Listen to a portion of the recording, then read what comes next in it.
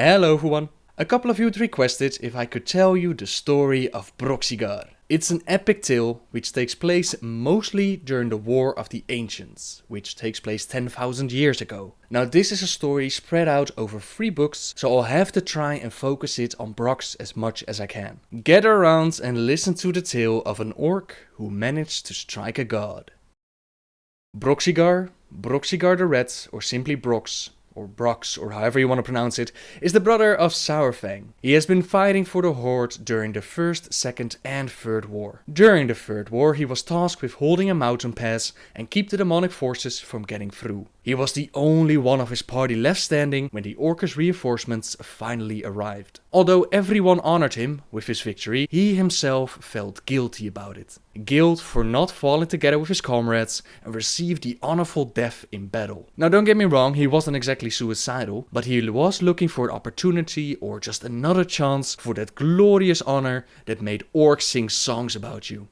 One day, the Showers of the Horde felt a strange anomaly and Brox together with Ghazghkull were sent out by Thrall to investigate. On their journey they saw the great red dragon Corialstras together with Ronan, who were looking for the same thing. Corialstras had received a warning from Nosdormu that something was wrong with the time waves and that he needed help, and Corialstras himself had asked Ronan to help him with this. Brox saw them flying in the sky and he figured to himself to follow them because maybe they would lead him to the anomaly, or maybe they would lead him to a chance of once again entering in glorious battle. Little did he know that by following them, he would lead himself to Nosdormu, who was trapped in a time wave anomaly. He was doing everything in his powers to keep the time waves from collapsing, but this also created a massive void. Brox told Ghazghkull to run away from this, but instead he tried to hide in a rock outcropping, and this caused him to die a horrible death by the hands of the vortex. Brox was sucked up, just like Corialstras and Ronan had before him, and the time waves took him back 10,000 years, to the time where the Well of Eternity had not yet imploded and the Highborn were dabbling with magics beyond their understanding. In this time period, Queen Azshara, Xavius and the Highborn had made contact with Sargeras. They tried to create a portal and bring him and the Burning Legion into our world. In the original timeline, the Night Elves had already won and they stopped the summoning of Sargeras, which also caused the well to implode and the land of Kalimdor to split apart. Now this is all time travel stuff, which is usually pretty messy, and it brings up a whole bunch of questions. If I understood the story correctly, the anomaly was created by the old gods who wanted to mess up the time waves and by doing so break free out of their prisons. It was their hope that by messing all these things up, that the High Elves would actually win, Sargeras would come to our world and they would use the energies that would be released to break out of their prisons. Incidentally, it appears that because these 3 were sent back in time, that the Burning Legion was actually stopped. It's just a time travel mess, and my advice is just to enjoy the story and to go with it. Anyways, Brox of course didn't know where he was or when he was. He had expected to be ripped apart by the vortex just like his comrades, but no matter what had happened, he knew that Thrall would want to know more about this place, about its inhabitants and what their intentions might be. If they were responsible for this anomaly, then he had to go and find out. He could die in a glorious death later. His first duty was to protect his people. Unfortunately, he was discovered by the Night Elves, but he was a veteran orc and he wasn't captured without a fight. It was because of the power of 3 moon guards, which made him powerless, which allowed them to imprison him. And to put it in perspective, normally it just takes 1 of these magical spells to take someone down. In his case, it took 3. Pretty badass. They placed him in a cage for now, until they had decided what exactly to do with him. One novice priestess of Elune, she saw Brox in his cage and she could not believe how her people treated him. Tyrande Whisperwind made her way to the cage and asked the guards if they would stop her from bringing him some more food and water. They would not stop her, and so she did. She talked with Brox, asked where he came from, and he told her that he was sent by Thrall, leader of the orcs. She couldn't really make sense out of this, of course, because Thrall wasn't even born in this time period, so she asked further on, which was a big mistake. Brox thought that she was interrogating him like the moon guards had before, but only now she tried to do it with kindness. He gave her his bowl back, trying to end this conversation, and as he did, he was struck by magic. A spell fired by Illidan, who thought he was protecting Tyrande from this beast. She was very mad at Illidan for this, and she told him that Brox wouldn't hurt her. She turned around and asked Brox if he would allow her to heal his hand. He offered his hand, flesh burned away, and Tyrande prayed to the moon to aid her. She was granted this gift from Mother Moon, and she was able to heal his wounds. From that moment on, because she showed him respect, because she healed his wounds, Brox honored her. He called her a shaman, which came as close to a healer in his mind as he could, and he was in her debt. Time passed on in the cage, and Brox prayed to the Great Spirits to give him one last glorious battle. One more chance to be worthy, but he knew that his fate was in the hands of the Night Elves. Malfurion Stormrage's twin brother of Illidan was at the time studying the arts of the Druids with the demigod Cenarius. He had reoccurring nightmares about the Well of Eternity and the Highborns, and they had just begun his lessons of walking the Emerald Dream. Inside the dream, he found out that the Highborn were casting some wicked spells, but he wasn't exactly sure what to make of this. Surely their beloved Queen Azshara would never try to harm them. So he made his way to Tyrande to talk about this, and she told him the tale about Brox who was inside the cage. After talking with Brox and hearing his fantastic tale of how he came to their land, Malfurion felt deep within himself that Brox was vital in his concerns, was vital in the feeling of dread that he had about things to come. He could not just stand by and let things take their course, so he, together with Tyrande and even Illidan, freed Brox from his cage and took him to the glade of the Forest Lord Cenarius. The human Ronan and the dragon Corialstras had also found their way to the glade, and as Ronan the human and Brox the orc lay eyes on each other, they were about to fight. However, Cenarius would have none of that inside his glade, and you don't really argue with a demigod like Cenarius.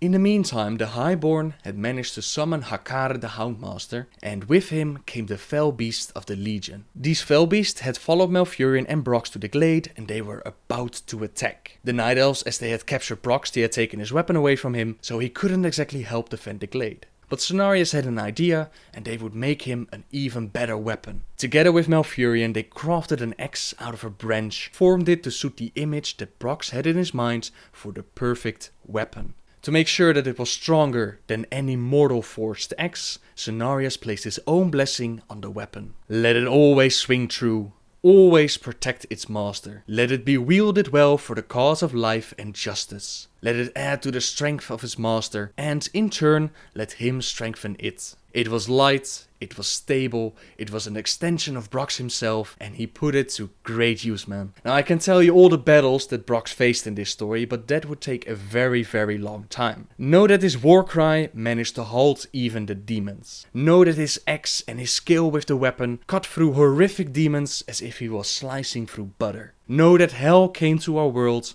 and Broxigar gave them hell back. Gradually throughout the story, the High Elves managed to summon more and more demons. They even managed to summon some of their powerful leaders, like Manoroth and even Archimonde, to our world. Of course, as time passed, the Night Elves became aware of the actions of the Highborn, and they created a resistance. Amongst the resistance were Malfurion, Tyrande, Brox, Ronan and even Corialstras. Illidan was also fighting against the Legion, but in his own special way. As you can imagine from a veteran orc as Brox, he was on the front line, slaughtering many demons. He even guarded Malfurion as he walked the Emerald Dream to stop Xavius, and when he went to Deathwing his lair and collect the Demon Soul, Brox was right at his side, man, to the lair of Deathwing. Can you imagine? The real moment of glory for Brox, however, came at the end of the story. He had learned to deal with his depression, and as he saw the Night Elves and the demigods and even the Furbolgs and the Tauren and the Irven, all the forces around him stand up against the Legion, he realized that dying for the sake of guilt was the way of a coward. He was now fighting with his fallen brothers in mind, not feeling guilty, but honoring their deaths while holding the line and trying to save the world. The critical moment in the War of the Ancients had come. The portal was nearly finished and Sargeras was ready to step into this world. Malfurion and the others had the plan in mind of using the Demon Soul to destroy the portal, and they, together with the dragons, made their way to the well. There they were greeted by the Highguard on shadow beds and also the flying demonic sorcerers of the Legion. In time they may have defeated these forces, but time was exactly what they didn't have. Brox looked around him and he saw that this battle was for the wizards. Up in the sky, he as a warrior could do very little, and he also realized that Sargeras would win if nobody stood in his way. Even if they did eventually manage to close the portal, it would just be too late. "Farewell, wizard," he roared. "It is my honor to have fought beside you and the rest." Ronan glanced back at him. "What are you planning to?" And Brox leaped. The red dragon attempted to catch Brox, but the giant's astonishment made him react far too slowly. The orc fell past his claws, dropping relentlessly toward the center of the Well of Eternity, and the blazing storm now reaching its peak. Howling with anticipation, Brox felt the wind tear at his face as he descended, his grip on his axe so tight that his knuckles had turned white. He grinned, just as he had the day when he and his comrades had stood ready to protect the past at the cost of their own lives. As Brox neared the portal, his perspective shifted. He saw movement within, ranks and ranks of demons, all preparing to follow their lord into the mortal plane, demons stretching into forever. Of Sargeras himself, Brox saw no sign, but he knew that the demon's fearsome master had to be very, very near. And then the orc passed through the gateway. They flowed toward him, an endless river of utter evil seeking his death. "Come," roared Brox, kicking aside the severed limb of another demon foolish enough to get within reach of his axe. He stood atop a mount of dead flesh, his many kills. The orc's body was awash in his own blood, but a strength such as he had not felt in years filled the greying warrior. A chaotic fury surrounded the lone guardian, the madness of the realm of the burning legion. There seemed no ground, no sky, only an insane swirl of fiery colors and untamed energies. Had he not been so completely focused upon his adversaries, the orc suspected that he surely would have been driven insane by now. Behind him, the portal burned with evil purpose. The green flames danced as if demons themselves and seemed to draw the burning legion like the proverbial moth. Brox had expected that he would overcome immediately, but not only had he so far survived, he had kept not even a single demon from reaching the gateway. How much longer he could last, the aged warrior did not know. For as long as the portal existed, he hoped. The enchanted axe gave him an edge, one that Brox had utilized to good advantage, but the weapon was only as good for as long as his strength lasted. A movement of black at his right caught the orc's attention. Instinctively, he shifted to meet it, and he was battered horribly by a force that made the might of the demons before him seem as nothing. Brock's shoulder cracked and he felt several ribs collapse into his organs. Sharp, agonizing pains ripped through him. He tried to rise, but again the veteran warrior was battered relentlessly. His legs were crushed and his jaw broken on the right. Brox tasted his own blood, a not unfamiliar thing. One eye was bruised beyond opening, and it was all the orc could do just to breathe. But his one remaining hand still gripped his axe. Overcoming everything, Brox swung, hoping to hit his attacker. The blade encountered an obstruction, and at first Brox's hope rose. However, the squeal that immediately followed informed the badly injured orc that he had only caught an eager fell beast trying to close in on easy prey. Such a pity. Despite the words, there was certainly no pity in the terrible voice thundering in his head. A vast shadow blanketed the orc. Such a pity to waste such delicious ability for carnage. With a strained roar, Brox managed to right himself. The axe came spinning around. This time he knew that it was no mere demon hound he hit.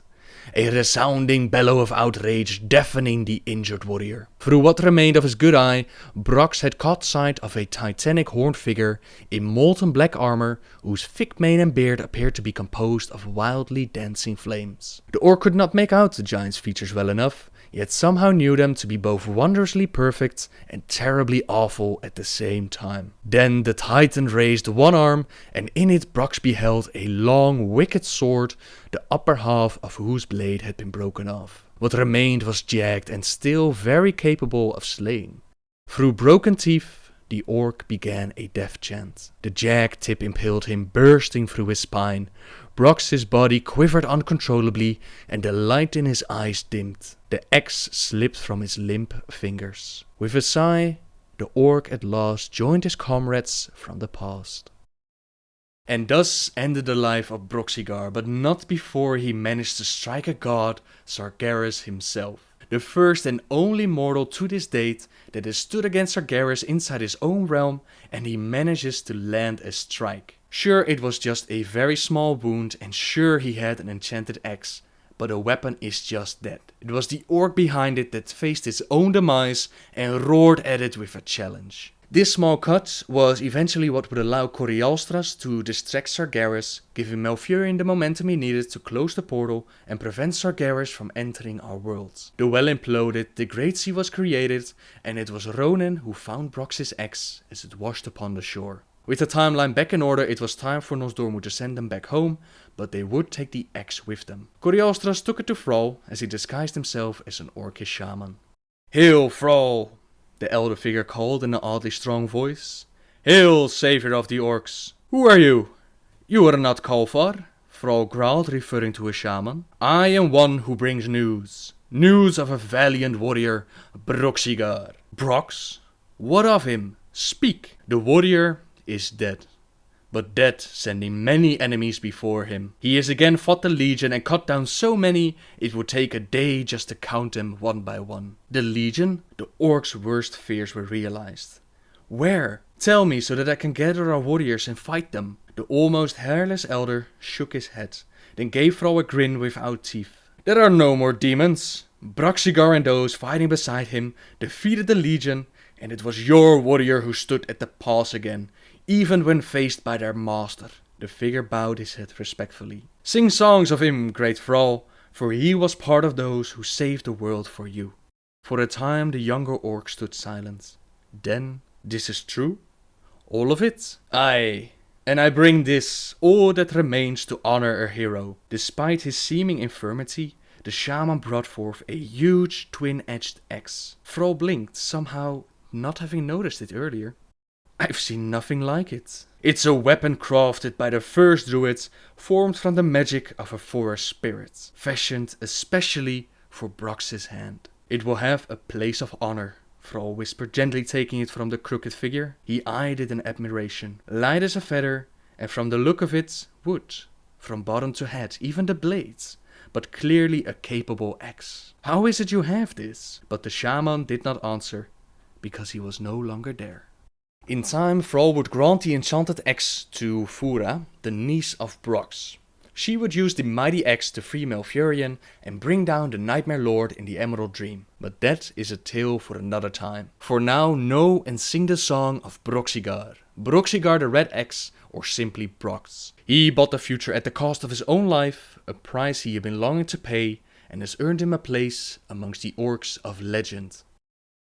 I hope you all enjoyed the story of Broxigar. I hope I did it justice. If you want more details, I can highly recommend you to get the trilogy called The War of the Ancients, which tells not only the story of Broxigar, but the entire story of many of the heroes of Warcraft. Varrock Saurfang, or Saurfang as it's supposed to be pronounced, is a legend amongst the Horde, and a lot hold him in high regard. But why exactly is that? What has the journey been for this orc, and where might it take him? That's what we're going to be talking about today. Like most orcs, Saurfang's story begins on a little planet called Draenor, where he grew up within the Blackrock clan, found a mate whose name has not been revealed, and had a child called Dranosh. You might have heard the tale of his brother Broxigar, who sacrificed himself and stood against none other than Sargeras himself. This is a family of badasses. But the orcs were molded and forged amidst the fires of a vengeful crusade between the Eredar and the Draenei. Sargeras had shown up at the world of Argus to offer them a place within the Legion, to which Archimonde and Kil'jaeden they willingly accepted, but Prophet Velen knew that this was not the way. He gathered those that he could, and he fled from the homeworld, something that Kil'jaeden took very personal, and he set out to track and exterminate the Draenei. Across the great dark beyond, their journey eventually led to them crashing and landing on Draenor, where for a while, the orcs and the Draenei, they kept a distance from each other, and they just let each other be. That all changed when Kil'jaeden figured out where the Draenei had been hiding, and he figured that he could use the orcs to do his dirty work and kill the Draenei for him. Through Gul'dan, they worked on manipulating the orcs, making them believe that the Draenei were not that innocent, actually their enemy, aimed at destroying them. They needed to strike out first, unite the different clans, and rally together under one single leader, rally together as the Horde. It was Blackhand that was appointed to be the war chief, and he took charge of the Horde. Begrudgingly or not, the clans gradually accepted Blackhand's rule and settled into the roles in the Horde. To maintain order and discipline in his armies, Blackhand made sure to surround himself with mighty lieutenants. The greatest of them were Eitrigg, Orgrim Doomhammer, and of course, Varrock Saurfang. Each of them would have made a successful chieftain in their own right, but for now they followed Blackhand's lead, or well in truth actually Gul'dan's lead, as the war against the Draenei unfolded. The orcs embraced the powers of the Fel instead of the elements, they magically aged their children to increase the numbers of their troops, and eventually took in the blood of Manoroth, which made them incredibly powerful but also bound to the Legion. With demon blood pumping through their veins, the orcs murdered every Draenei man, woman and child that they could find. Many lives were lost, but Velen and some other people were able to hide away within the Zangarmarsh, away from the Horde's deadly grasp. Despite Kil'jaeden's burning wish to see Velen dead, he informed Sargeras about the orcs, and in them, the Lord of the Burning Legion, he saw an opportunity. He had set his eyes on a little planet called Azeroth, and he wanted to use the orcs to weaken the world's defenses and make it easier for the Legion to take the planet. For now though, they just needed to let the Horde suffer for a little bit, as they were still high on the rush of victory, and Sargeras needed them to be desperate enough to step through the Dark Portal, if that meant their survival. So it was that the promised power to Gul'dan was never delivered by Kil'jaeden, and the use of Fel magic that tainted the Legion, it had done incredible damage to the planet of Draenor. The orcs had been able to conquer most of it, but the land had dried out, food and water were very hard to find, and the orcs started to turn on each other. Years passed until finally Sargeras knew that the time was right. He made contact with Gul'dan, and he showed him this world of Azeroth, a world with plenty of food, water, and enough enemies for the Horde to sate their bloodlusts. So it was that they worked on creating the Dark Portal, but before they stepped through it, Saurfang made a promise to his mate before she died that he would cross the Dark Portal alone. Whether he lived or died, their son would be safe and would remain untainted. The corruption of Fel, it did not only change the planet, it also changed the orcs, whose skin had slowly started to turn green. Even those who did not directly use the Fel themselves, they were still affected by it by simply being near it. Now orcs, like Garrosh Hellscream and Draenor Saurfang, they maintained their original brown color, since they were kept away from the mess, staying with the elders of Sharadar. Saurfang would not let the warlocks take him. His boy would be safe, as he joined his warchief Blackhand through the Dark Portal and into the first Orcish Horde invasion of Azeroth. Now, Gul'dan's horde will sweep across this world like a locust swarm, and all my designs, all my carefully laid plans will at last fall into place. Over time, Orgrim Doomhammer eventually found out what had been going on with the Legion, what had been going on with Gul'dan, and even his warchief Blackhand. This pushed him into challenging his warchief to Mak'gora, a duel to the death to claim leadership of the Horde, a duel which Orgrim actually won. He was hell-bent on steering the Horde back to the more honorable ways, away from all this corruption, yet all the same, they still needed to conquer the planet, since the old home, that would surely mean death.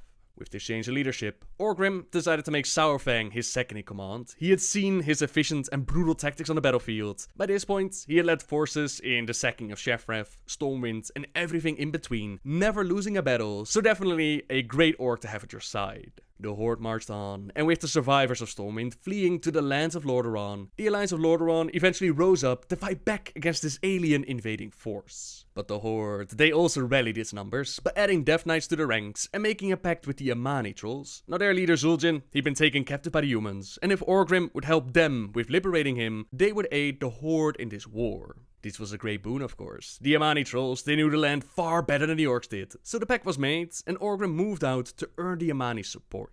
He ordered the bulk of the Horde to turn east. Now his trusted lieutenant Varrock Saurfang, he commanded a rear guard of Blackrock orcs to waylay the Alliance. This gave the rest of the Horde precious time to cross Hillspread and funnel through a narrow mountain pass into a region known as the Hinterlands. So Saurfang stayed behind, while the rest of the Horde, they pushed on, and then there's a little bit of a gap in Saurfang's story. We know for certain that the Horde was eventually defeated by the Alliance, and it doesn't appear like Saurfang went running back through the Dark Portal or hung out within Blackrock Mountain, which means that he either survived in the wilds all on his own, like someone like Eitrigg did, or he was captured and placed within the Alliance internment camps. All the same, a few years later, an orc by the name of Thrall, he would rise up and break not only his own chains of enslavement, but also liberate the captive orcs and reform the Horde.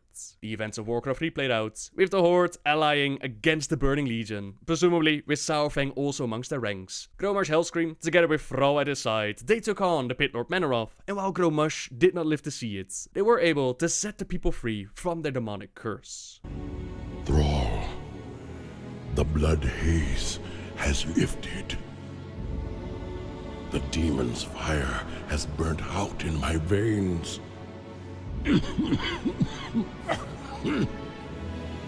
I have freed myself.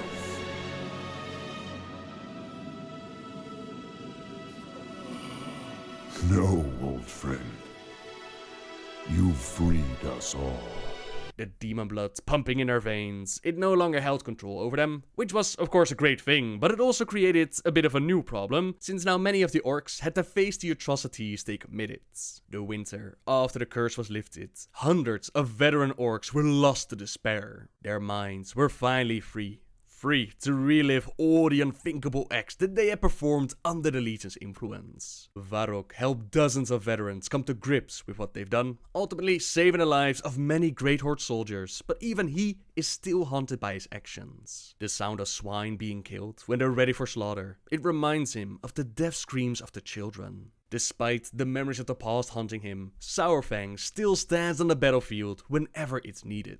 He stood with Thrall in the Valley of Strength during Classic, and that's where he really earned his high status amongst the Horde players, getting his reputation up. As the Alliance, they would come in and try to kill the leader, only to find out that Saurfang doesn't take prisoners and was often more difficult to deal with than any of the other leaders. Critting him would activate Saurfang's rage, his eyes would glow red and ask you, "Is that the best you can do?" Just before one-shotting you, because the damage was just insane. Alliance could also mind control him, giving him access to his execute ability with a full rage bar, and the jokes, they just kept coming. Very similar to Hager and Gammon, for example, Saurfang got his whole list of Chuck Norris jokes. Some of them were even picked up and acknowledged by Blizzard. He became a fan favorite, and despite a small bit of a story missing, he has done some pretty badass things. Of course, he didn't just stand there next to Thrall, he also accepted heroes to come in and deliver the head of Onyxia and the head of Nefarian, screaming at the top of his lungs, acknowledging their glorious deeds of slaying these dragons. Then, during the opening of Ankaraj, he stood there as the supreme commander of the Might of Kalimdor, leading the forces of both the Alliance and the Horde in the war effort against Cthulhu, the Karaji and the Siliphids. I am Saurfang, brother of Broxigar. You know me to be the supreme commander of the Might of Kalimdor. An orc, a true orc warrior, wishes for one thing: to die in glory of battle against the hated enemy. Some of you have fought in battles. Peace has been with us for many years. Many years we sat idle, but many years we battled. In those years, where strife, the land, and Legion and Scourge sacked our homes, killed our families, these insects dwelt beneath us, beneath our homes, waiting to crush the life from our little ones, to slay all in their path. This they do for their god, and for our gods, we defend, we stand, we show that as one, united, we destroy. Their god will fall. To die today on this field of battle is to die an orcish death. To die today is to die for our little ones, our old ones, our loved ones. Would any of you deny yourself such a death, such an honor? And many did die in that war, but through our great sacrifices, we were able to stop much worse from happening, and Saurfang returned home to Orgrimmar. In time, the Dark Portal would reopen with the Burning Crusade. He himself didn't return to Outland, but some of the orcs that were left behind, like Garrosh, son of Grum, and Dranosh, son of Saurfang, they did reunite with the Hordes. A good thing too, as their strength would soon be needed in the war against the Lich King. The Scourge struck out at both the Alliance and the Horde, but Saurfang was there to help defend Orgrimmar. So foolish to try and take on Saurfang. Now the choice was made to lead a campaign into the cold heart of Northrend itself, to deal with the Scourge and Arthas the Lich King. Garrosh Hellscream, he's joined by Saurfang, who offers him advice throughout the campaign, since the son of Grum, much like his father, he's quite the hothead. He believes that all they need to win is the warrior spirit of the Horde, crush all that stand in their way. But Saurfang, he has learned much over the years, and he can see that the blood of Grum runs strong in Garrosh. Gromarsh and Saurfang, they both drank from the blood of Manoroth, which led them down a very dark path. He will not let Garrosh take them down that road again, with the promise for Saurfang to kill him before that day comes. Foreshadowing. Now as the campaign went on, we eventually made ready to assault the Wrath Gates, with both our Dragon leading the charge with the Alliance, and Dranosh Saurfang quickly joining with the Gorkron Vanguard, as he's been appointed to command them by his father. Rise up, sons of the Horde! Blood and glory await us!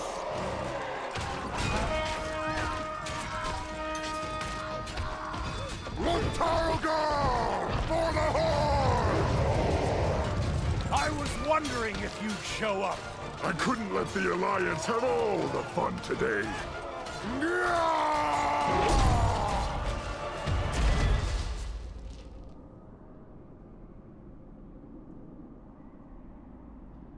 Arthas! The blood of your father, of your people, demands justice!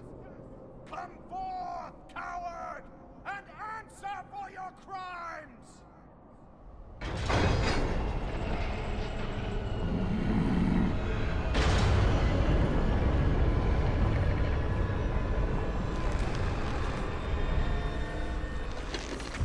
You speak of justice, of cowardice.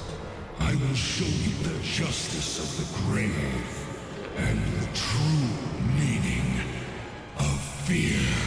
Enough talk! Let it be finished!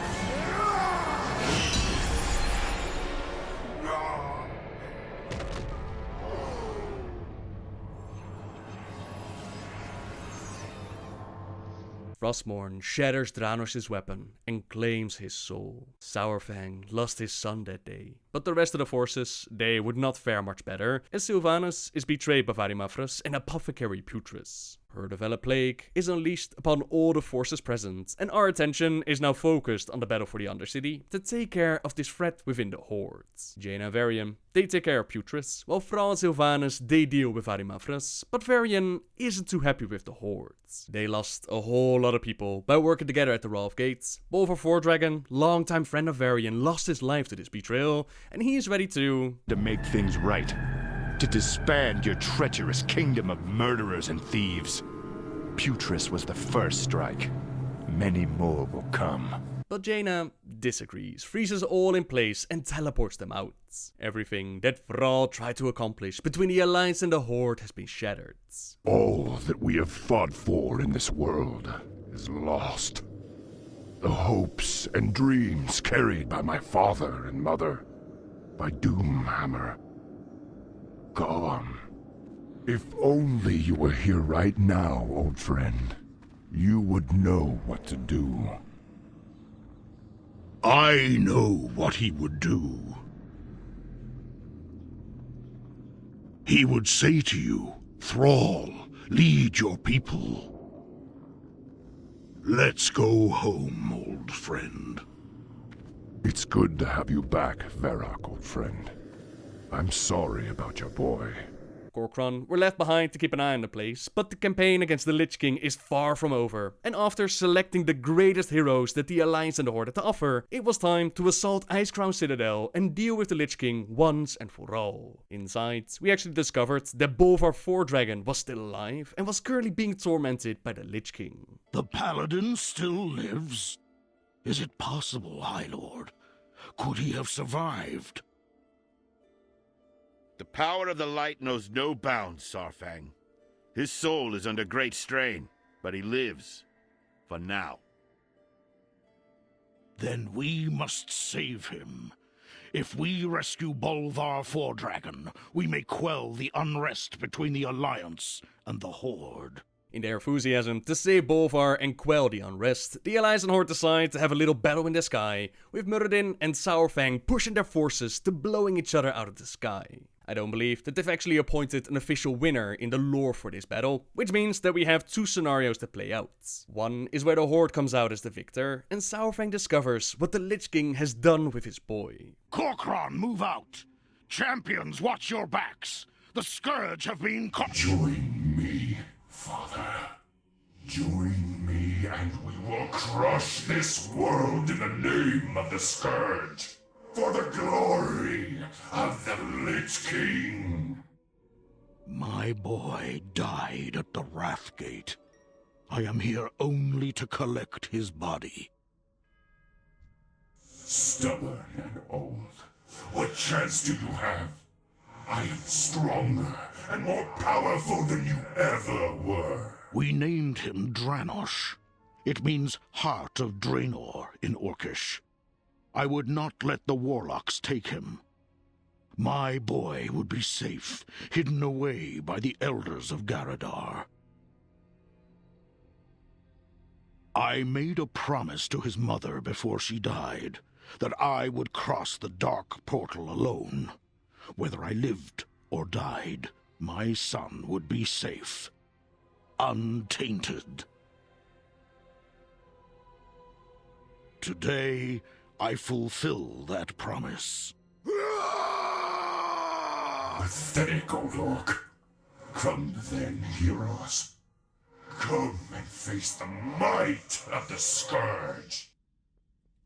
By the might of the Lich King, I am released.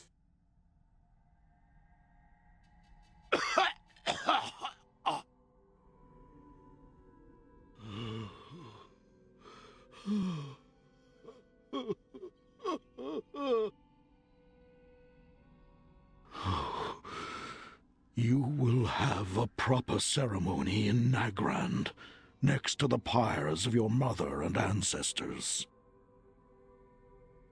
Honor young heroes, no matter how dire the battle. Never forsake it. Well, the Alliance also brings down Dranosh, and Saurfang shows up to claim the body of his son. Don't force me hand, orc. We can't let you pass. Behind you lies the body of my only son. Nothing will keep me from him. I can't do it. Get back on your ship and we'll spare your life.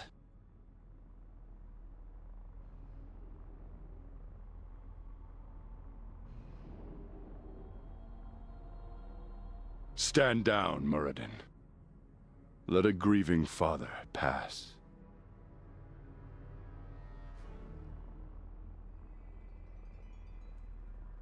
No Ko kills Ilnok Hatar. I will not forget this kindness. I thank you, Highness. I was not at the Wrathgate, but the soldiers who survived told me much of what happened. Your son fought with honor. He died a hero's death. He deserves a hero's burial. Quite a change from the variant that we saw in the Undercity. Respect is shown on both sides, and apparently Saurfang now moves out to honor his son in their grants. He would return to Northrend though, to stay behind in Warsong Hold after the victory over the Lich King, and command a skeleton force left behind by Garrosh. Hellscream doesn't anticipate that they'll have need of them, since the Warsong offensive it had crushed the Scourge and taken the fighting spirit out of the rest of their enemies, as they had come to do. It is his belief that his former advisor will sit and watch spiders spin cobwebs, and fully enjoy the peace that he so obviously craves. Cairn Bloodhoof had also made the journey to Northrend. He was part of this conversation, and he brittled on Saurfang's behalf. After what the old orc had endured, losing his son and all, Garrosh's words were particularly harsh. Saurfang, however, he'd clearly grown used to Garrosh's attitude, and he merely grunted. We have both done our duties. We serve the Horde. If I serve by watching little spiders instead of fighting large ones, then I am content. After the ships are loaded and ready to go, Cairn says farewell to Saurfang. Garrosh might have joked about peace and quiet, of remaining up here with but a skeleton crew, but the reality would be something else. And there would likely be ghosts aplenty to hunt Saurfang, if only his memories. Cairn knew that, and as he looked into Saurfang's eyes, he knew that the orc knew it too. Cairn wanted to thank him again, to offer encouragement, praise for a task so successfully completed, for being able to bear such burdens. But Saurfang was an orc, not a blood elf, and lavished compliments and effusion that would not be welcomed or wanted. For the Horde. Cairn said. For the Horde. Saurfang replied, and it was enough. He stayed behind in Northrend, where he had lost so very much, while Cairn and Garrosh, they traveled back home, and the events of the Cataclysm played out. Garrosh was appointed Warchief by Thrall, while the Shaman himself went out to try and heal the world. Cairn and Garrosh, they ended up in Makora, a duel to the death, where the old bull died betrayed, and his son Bane, he took up leadership of the Tauren. It seems like his time spent with Saurfang, it does have a massive impact on Garrosh. A good example of this can be found in the Stone Talon Mountains, where Overlord Kromgar decides that it's a good idea to drop a bomb on Tal'Darak Grove. This is a place of peace and learning, but the orc believes that they used the location to create a weapon of mass destruction that would be used against the hordes. High Chieftain Cliffwalker tries to persuade him not to go through with it, but Kromgar believes that he is carrying out the will of the war chief, carrying out Garrosh's commands. My command was my command to murder innocents, Kromgar. War Chief! Sir, Am I a murderer, Kromgar? No! War Chief! Then I ask you again, what have you done? I sent you into Stone Talon Mountains with an army. Your orders were to secure this land for the Horde. Instead, you laid waste to the land, murdered innocents, children even. I spent a very long time in Northrend, Kromgar. I learned much about the Horde in that time. While there, a wise old war hero told me something that I would carry with me forever. Honor, Kromgar. No matter how dire the battle, never forsake it.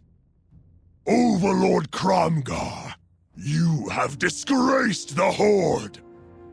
You have brought shame to us as a people.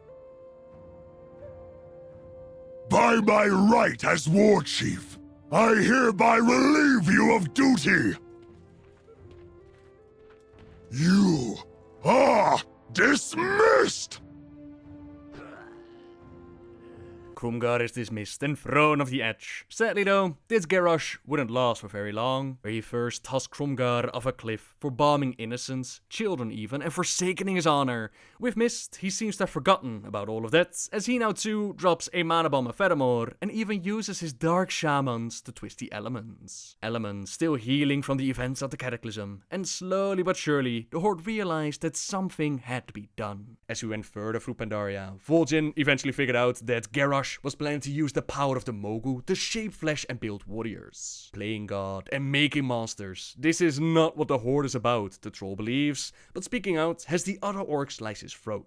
He would spend some time healing and recovering to eventually return and lead the Darkspear Rebellion, the Horde rising up against the War Chief. And while some orcs, like Nazgrim, believed that the will of the War Chief was absolute, other orcs did not agree. Thrall himself even came back to deal with the mess that he'd left behind. After Vol'jin's return, he teams up with Saurfang to infiltrate Orgrimmar, while the rest of the forces, they quickly follow. At the gates, they're stopped by Kor'kron troops, but Nazgrim is kind enough to send them away and he lets them in. He of course has a lot of respect for Thrall and Saurfang, but he's still unwilling to break his oath to the War Chief. We're forced to take Nazgrim down as we siege Orgrimmar, and in the rough-hewn passage, on the way to the Paragons of the Gluxy, we meet up with Saurfang, who's been kicking some serious buck butts. Ah, more of Vol'jin's revolutionaries. You've made it. Have you found Thrall? I am badly hurt. He insisted on going ahead alone. Tell me, how goes the battle up above? What of Nazgrim? Speak to me! Ah, Nazgrim, a great leader and a fine warrior. He valued his oath to the War Chief more than his life. I tried to tell him that Hellscream betrayed us, cast aside a War Chief's responsibility to his own people. But Nazgrim, too loyal, too proud. Damn Hellscream. His ambition tore our Horde apart. Go on, find Thrall, finish this. I will live. Like he promised Garrosh and Northrend, he helped out with bringing the War Chief down. They tried to lead the Horde down a very dark path once again. His vision is not what they believe the Horde is about. Vol'jin is appointed as the new War Chief, but instead of executing Garrosh, they decided to place him on trial in Pandaria. For this trial, there had to be a defender and an accuser. Tyrande Whisperwind was appointed as the accuser for the Alliance, but the Horde planned to have Bane Bloodhoof as his defender. Of course, Bane couldn't believe his ears. Garrosh was the one who'd killed his father. How could he be his defender? But even Saurfang agreed that he was the right choice. "Make them listen," came a voice that had so far been quiet. It was deep, strong despite age, and a sharp thread of pain ran through it. "There's no challenge in flinging a list of atrocities at Garrosh's head," said Saurfang. "The test will be who can make the judge and jury truly listen. To hear you speak for calm consideration when all know how you suffer. Only you, Bane Bloodhoof, you can do that." And so it was that Bane accepted this very difficult job, and during the trial, they showed visions related to Garrosh, visions from witnesses who knew him in life. Saurfang himself was questioned, and at first Tyrande planned to show the vision of his son's death at the Wrath Gates, but Bane protests, not wanting the old veteran to relive that pain. Even Taranzu agrees that Varrock is a respected war hero and has undergone great loss, but he does not see how that has a bearing on the interactions with Garrosh. It's not like the Lich King's on trial here. Color rose in Tyrande's cheeks. She withdrew her request and offers apologies to the witness if it disturbed him. Instead, she went for the vision of Garrosh and Saurfang talking with each other in Northrend. The veteran warning the hothead that if he would take the Horde down a dark path once again, he would personally take him out. Bane gets to question him and asked if Saurfang believes that Garrosh did indeed take them down the dark path. The orc does, of course, which is why he took up arms against him, but surprisingly, he does not want to see Garrosh executed.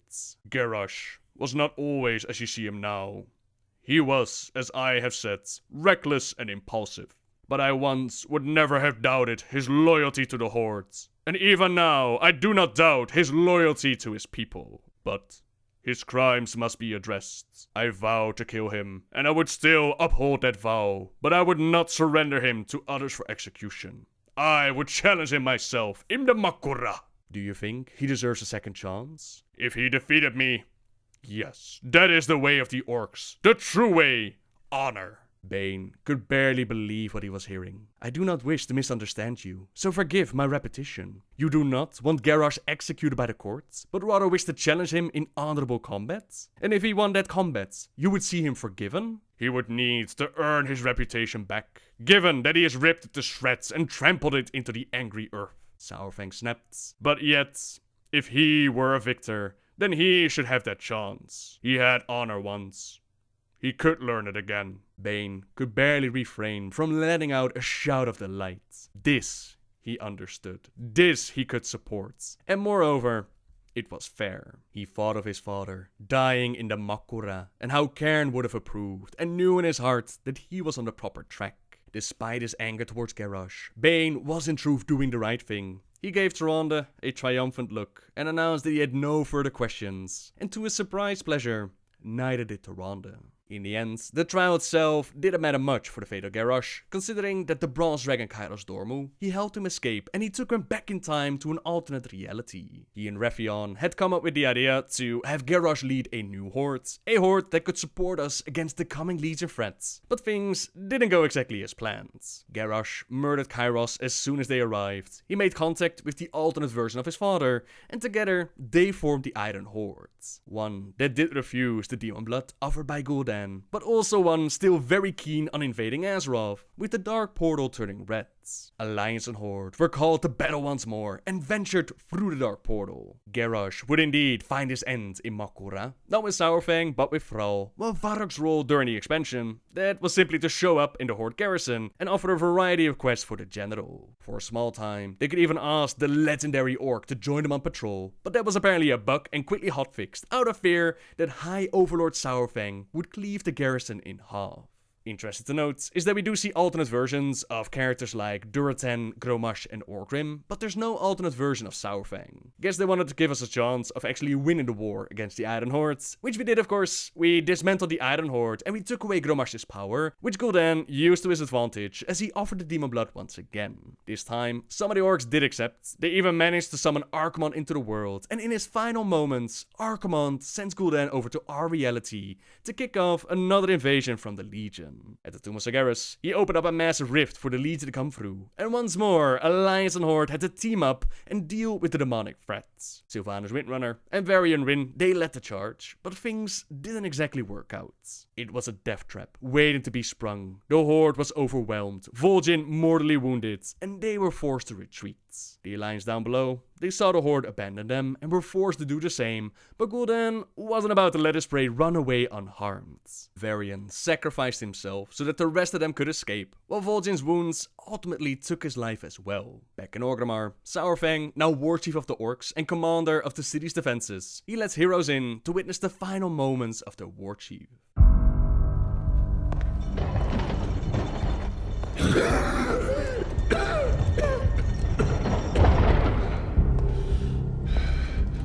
Windrunner, come forward. Warchief. The lower spirits say death will claim me soon. In the end, death claims us all. But the Horde will live on. I have never trusted you. Nor would I have ever imagined, in our darkest time, that you would be the one to save us. The spirits have granted me clarity, a vision. They whisper a name. Many will not understand. But you must step out of the shadows and lead. You must be Warchief.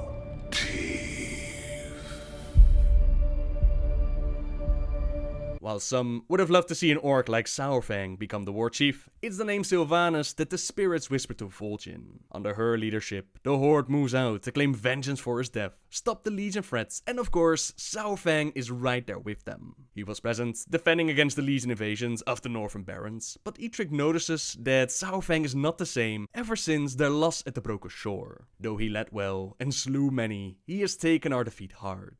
Eitrigg fears that he's determined to return to the Broken Shore, and he asks warriors to go and speak with him in Dalaran. I'll wager Eitrigg sent you. His concern is noble, but unnecessary. Death is our likely end on those shores. You know this, yet I can see the determination in your eyes.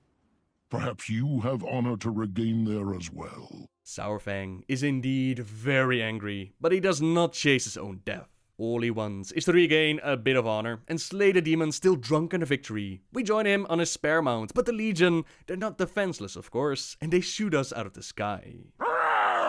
Make them pay, champion! Make them pay! Don't worry though, it will take a little bit more to kill someone like Saurfang, as our journey takes us to the very halls of Valor, where we meet up with Odin and work on our Order Hall in claiming mighty artifacts to use in his war against the Legion. Master Smith Helgar is kind enough to help us with empowering the artifacts, but the Valajar is in need of inspiration. He's looking for an axe, whose forms has seen a truly astounding amount of battle, wielded by one of the most powerful warriors in the world. Both weapon and owner forged together in the crucible of war. We need to find this hero and convince them to come to the Halls of Valor. One name, of course, immediately comes to mind: Varrock Saurfang and his Arcanite Reaper. You are one of the greatest warriors that the Horde has ever fielded. Your Arcanite Reaper is feared by all your foes. I do not do what I do for praise. I am here to save Azeroth and the Horde. I sense you have a purpose here. What do you want? We tell him of Helgar's request, and Saurfang is honored that we think so highly of him. It's true, he has seen no small amount of battle, but so have we. It's time to see how far we've come, as we get the opportunity to duel with him ourselves. In the Circle of Glory, the legendary orc shows us just what an honorable, experienced, mighty orc can do. A weapon is only as good as its wielder, as once upon a time Broxigar showed us with the Axe of Cenarius. And while Saurfang's weapon was not forged with the help of a wild god, it is still very impressive. After winning the duel, or some might say after Saurfang allows us to win, Helgar inspects both wielder and weapon together. The scratches on the blade, the wear on the haft tell of battle stresses and where it is hit most often. See how easily you balance the heft. The comfort of your grip shows years of experience. While that can never be forged, he can improve a new weapon in the right places, so its wearer will strike more true and lives to earn those years. It shows that even a Valajar can learn from the younger races, as we earn the right to wield the Arcanite Bladebreaker.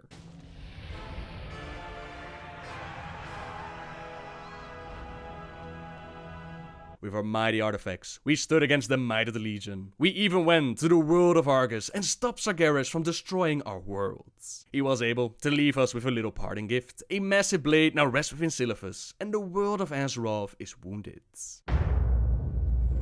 War Chief, if I may offer a few words. It is with both pain and pride that we gather here today. Pain, for many brave heroes of the Horde fell against a terrible foe. And pride, for against all odds, we have vanquished the Legion. We bled, now we heal. We mourned, now we celebrate. For the Horde! For the Horde!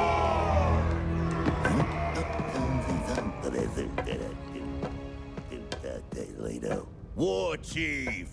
A moment of your time. No doubt Gallywix wants to push his latest money-grubbing scheme. Rats scurry about their business. And get eaten if they're not careful.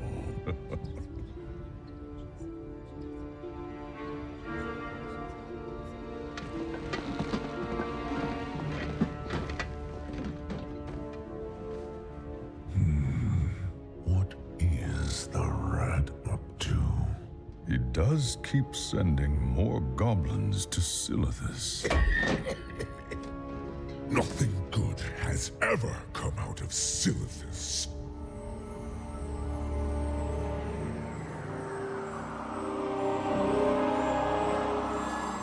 This will change everything. I told you! And the Alliance knows nothing of this? Don't worry, War Chief. I got people on it.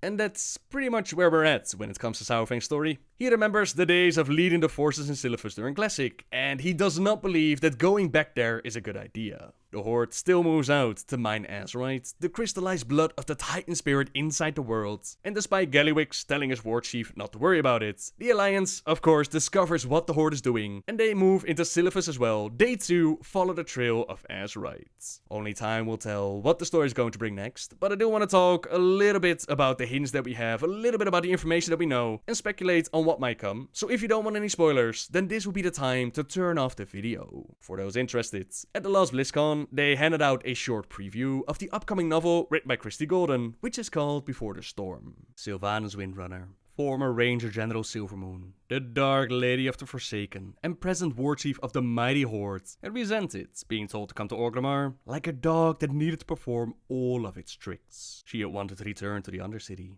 She missed its shadows, its dampness, its restful quietude. Rest in peace, she thought grimly, and had to smother a smile. It faded almost at once as she continued pacing impatiently in the small chamber behind the War Chief throne in Gromash Holds. A few years ago, Garrosh Hellscream had pushed to have a massive celebration in Orgrimmar to commemorate the end of the Northrend campaign. He wasn't War Chief. Not then. There had been a parade of every veteran who wished to participate, their paths strewn with important pine boughs, and a gigantic feast awaited them at the end of the route. hordes. Awards had been distributed, and the inns of the city flung open without limits to those who had fought for the hordes. It had been extravagant and expensive, and Sylvanas initially had no intention of following in the footsteps of Hellscream in not just this situation, but in any. He had been arrogant, brutal, impulsive. Sylvanas had loathed him and had secretly conspired, unsuccessfully regrettably, to kill him, even after he'd been arrested and charged with his war crimes. His decision to attack Fedamore with a devastating mana bomb had the Stoffer races wrestling with their consciences. The only thing that had troubled Sylvanas about it had been the orcs' timing. When at last, inevitably, Garrosh had been killed, Sylvanas was pleased, though she still harbored regrets that she had not been the one to take his life.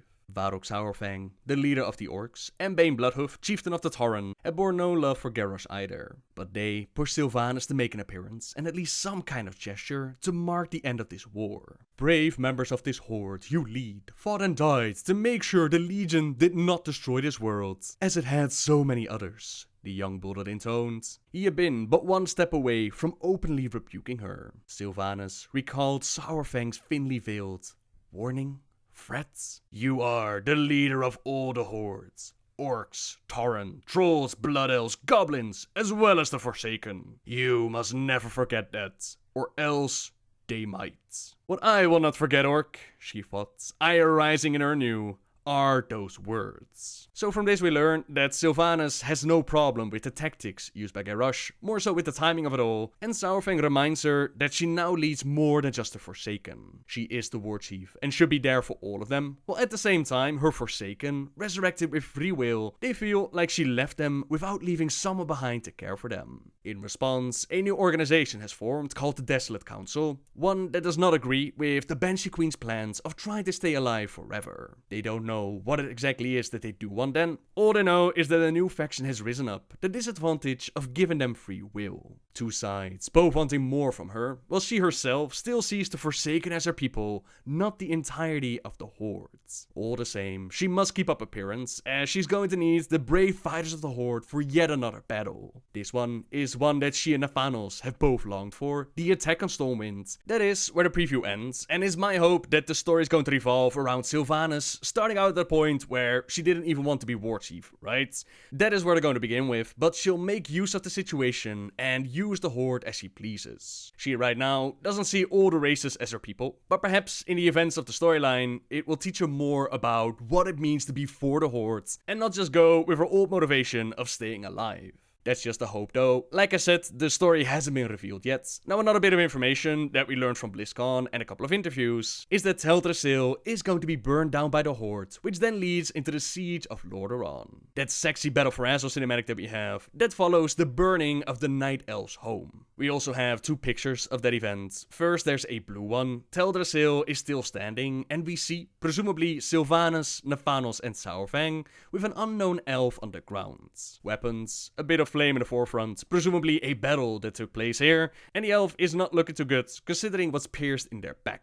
The next picture then has Sylvanas standing by herself, the elf now leaning and gazing upon the destruction. The fire in the front is gone, the tree is now ablaze, while Saurfang and Nathanos, they no longer stand at the warchief's side, they possibly set sail with one of the ships. It's anyone's guess really what exactly went down here. We don't know who the elf is, why they're burning down Teldrassil, how they managed to do so, what kind of battle took place here. All of that is pretty much unknown. It is interesting that an orc like Saurfang is present in this critical moment, since we know that he is very loyal to the war chief. He's a proud, honorable orc loyal to the horde, but definitely up to a certain point. When he believes that someone once again tries to take the horde down that dark path of the past, he won't follow forever like someone like Nazgrim did. He is capable and willing to pick up arms if it's in the best interest for the horde, and yet here we see him standing. Did he try to stop this moment from ever happening? Is there some sort of scheme being set up to make it look like the Horde did it? Is someone trying to manipulate events to have the Alliance and Horde in all-out conflict so that they can profit from it? So many questions. Now fast forward to the moment of the Siege of Lordaeron, where once again we see Saurfang standing with the Horde. Ours is a cycle of hatred. Alliances forged and broken. We have paid the price for sharing this world. And we have forgotten what makes us strong.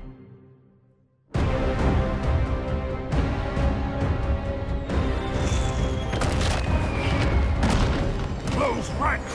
Advance has won! Lordaeron will be ours! My king, we have her cornered.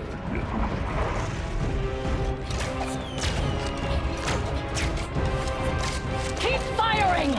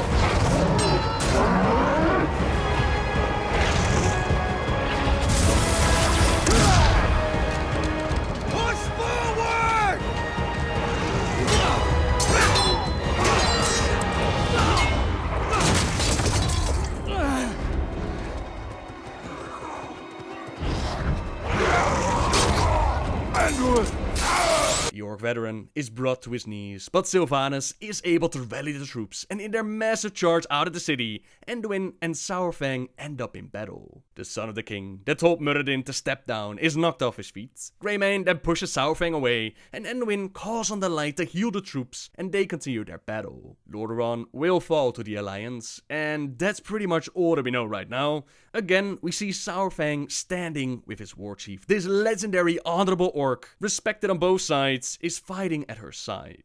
I really hope that there's going to be a lot of character development and a very solid reasoning. Azeroth is what reignites the Alliance and Horde conflict. That is to say, there was a bit of conflict within Stormheim, and of course a bit of conflict before all of that, but considering that the conflict was just so underdeveloped during Legion, this seems to be a cataclysmic moment, right? Azeroth, everybody's going for it, this seems to be the moment. At this point in time, we have a war chief that doesn't really care about the other races of the Horde. She sees the Forsaken as her bulwark against the Infinite, and she didn't even cheer with the other leaders. What could motivate someone like Saurfang to not join a rebellion like he did during Mr. Pandaria? Which is why I hope that there's going to be a lot of intrigue and betrayal. Perhaps it's Gallywix that sees his moment to make a profit. Perhaps it's Greymane that uses the opportunity to get his vengeance, which then backfires. But wait, there's even more. All of this script was written before Alpha was released, and with it we learn a couple of juicy tidbits here and there about what Saurfang is doing. Keep in mind that this is either data mine information or Alpha information, so all of this is not set in stone. But it appears that Saurfang, Navanos and Sylvanas, they are indeed on their way through Felwood into Darkshore, preparing to squeeze Malfurion from both sides. I couldn't really find more details on the burning of Teldrassil itself, besides Sylvanas wanted to secure the continent. But at the Siege of Lordaeron, we have Alliance and Horde going at it. Sylvanas has an Azerite machine, a war machine, which appears to be against Saurfang's way of battle. As they say, honor means nothing to a corpse, Saurfang. You have the luxury of underestimating death, but it is something with which I am intimately familiar. Maybe you don't care if your people die, so long as it's honorable, but to me, this horde is worth saving. Anyone who disagrees does not deserve to stand among us. So die your warrior's death, High Overlord Saurfang. It means little to me. Perhaps I will raise your broken body to serve me once more. Or perhaps you will have a chance to say hello to your son. Again, we're working only with tidbits here, but it appears that Sylvanas will do anything it takes to hold the line against the Alliance, change the way of warfare, and secure the continent for the Horde. Now the question is, does she do that for the Horde or for her own well-being? Time will only tell, I suppose. Saurfang is defeated, demanding an honorable death, Anduin remembers how his father told him that Saurfang represented what was best of the Horde.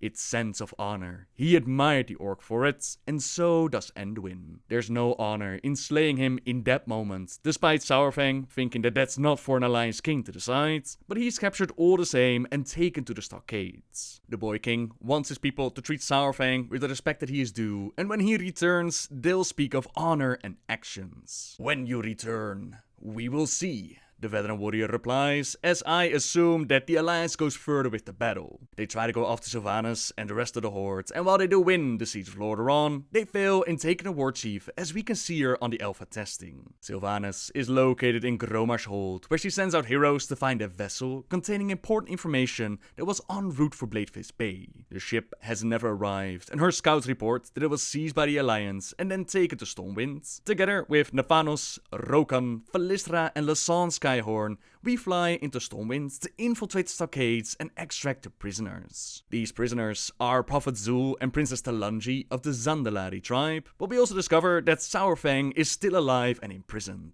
Now an in-game cinematic is supposed to play out here, one that's not available quite yet, but Saurfang is not coming back with us. He'll buy us as much time as he can to complete our mission, as he tells our guards to take him to the Boy King, as he would have words with him. During our escape from the city, Phalistra believes that the Alliance troops were waiting for us and that we've been compromised, but that's the last that we hear of Saurfang for the moment. Now it's very difficult to try and piece together what exactly is happening here, since we're missing a whole lot of pieces of the puzzle. For the moment, to me, it seems like Saurfang does not agree with his war chief's way of warfare, which landed him in prison. To speak of honor and actions, I imagine that that is what the conversation is going to be about. And from Anduin's history, we know that he was often the voice of reason when it came to peace negotiations between the Alliance and the Horde.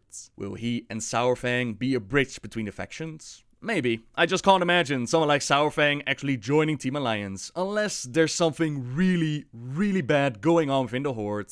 Now my hope is that at some point, these voices of reason, they're going to have to rise up again, considering that the faction war is not the only threat in this expansion. And another little bit of extra information, a lot of people have recently been asking, what about alternate orcs joining the Alliance? Now, from my point of view, that would be absolutely hilarious if Blizzard actually does that. I would be laughed my ass off, but I personally highly doubt it. The reason for that is that Battle for Azeroth is going to take us back to the Horde Alliance conflict, right? Considering that the heart of the conflict is humans versus orcs, I would be very, very surprised if the orcs actually join the Alliance. But like I said, it's not impossible, and I would find it hilarious. I'm sure, as more things are going to be data mined and more stuff's revealed during the Alpha Beta, during the Before the Storm novel, we'll get a clearer picture on what's going on and where they want to take him. For now though, this is where we're at with his story. An orc who has seen many battles, had to deal with the shadows of the past, has lost many things so very dear to him, yet always tries to maintain honor and stand for what it means to be part of the Horde. Honor young heroes, no matter how dire the battle. Never forsake it. To get a better understanding of Garrosh Hellscream, you'll first need to know a little bit about the history of the Horde and about his father. That's how I started my 2012 version of the story of Garrosh Hellscream, and quite a lot of you requested for an updated version, deep dive into the story. Not only has more story been added, it's also one of the earliest lore videos that I have done, so let us go back in time and talk about one of the best characters built up within World of Warcraft. You made me what I am! This takes us back to the time that the orcs were living on the world of Draenor and found themselves mixed up with the Burning Legion, who had corrupted their people and turned them against the Draenei. Dark fell magic, exchanging their ancient traditions of shamanism to become warlocks. Demonic blood offered by Gul'dan and the Pit Lord Manoroth, with Gromar's Hellscream being the first to embrace it. All of it to increase their power, bind them to the Demonic Legion, and wipe out the Draenei. Believing that good things would come to the orcs, believing that their leaders were passing on the wisdom of their ancestors. Instead, they ended up with a dying world. Their skins turned green, reflected the corruption that had seeped into their world and their race. Water and food, it became a rare commodity. That demonic blood that was pumping in their veins, it turned them against each other. It was at the most desperate when the Legion's creator Sargeras manipulated them towards invading a whole different world. A world full of food, water, and plenty of enemies to kill. Gul'dan, order your warlocks to double their efforts! Moments from now, the gateway will open, and your horde will be released upon this ripe, unsuspecting world. To weaken it and have the Legion claim it. Azeroth's defenders, however, they managed to push back this horde's first invasion. The second one, it was also repelled, with the Alliance stepping through the Dark Portal to stop the horde from ever again inflicting the same suffering that they had caused to Azeroth. The Dark Portal was destroyed, which separated the Horde's forces, leaving some of them, like Garrosh and his Warsong clan, now stranded on Azeroth. They believed the way home was lost forever, and that their beloved Draenor and all those left behind, that all of that was dead. Grumspots turned to his son, who had indeed stayed behind. Not because he was too much of a coward to fight, or didn't believe in the mission of the Horde.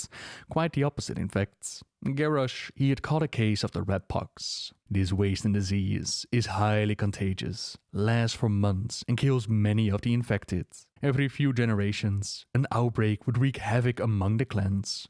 Those of the orcs infected, they were placed in quarantine in the beautiful land of the Grant, under the care of Great Mother Geisha. Although much of the world had been consumed by the Legion's influence, this piece of land, it remained intact, and so did its people. Those here were far enough away from the Fel to keep their normal skin color. They remained uncorrupted, or as the orcs called it, they remained Magar. Father and son, living separately from each other. On Azeroth, Garrosh would live on and learn, team up with young Thrall, liberate orcs from their internment camps, and reform the Horde. Thrall's journey placed him on a path of destiny, one to fight back against another coming of the Legion. Grum was at his side, but he could sense that things are like the old days, like the demons are near, and the bloodlust, it takes hold of them once more. The war chief of the Horde decides to put Grum and his men on the task of setting up a settlement within Ashenvale forests, entering the territory of the Night Elves, cutting down sacred trees that they've guarded for millennia. It gave Grum the fight that he was looking for, but overcoming something as powerful as the wild god Sargeras, it was going to take more than just the orc strength. Once more, they drank the blood of Manaroth, despite it going against everything that Thrall tried to teach them. They embraced the rage and the old days, slayed Sargeras, but also placed themselves right back into the arms of the Legion. Ah, Thrall. You always believed that the demons corrupted our race, but that's only half true. We gave ourselves up willingly on Draenor. The other chieftains and I, we drank Manaroth's blood, Thrall. We brought this curse upon ourselves.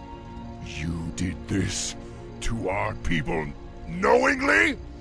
Gah! History repeats itself here, with Garrosh fully embracing the demonic curse. Thankfully, Thrall and his new ally, Jaina Proudmoore, they're able to make Hellscream see clearly again, which means that it's time to confront Manaroth himself and make him pay for what he has done to their people. The boy believed you could be saved, but he didn't know what burns within your soul.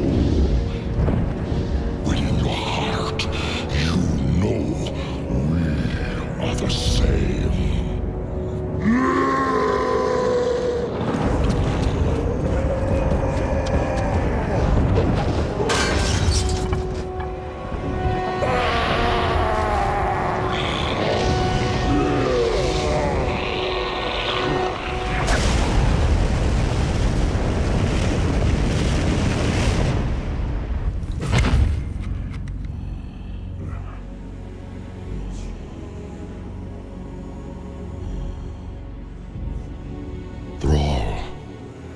The blood haze has lifted. The demon's fire has burnt out in my veins.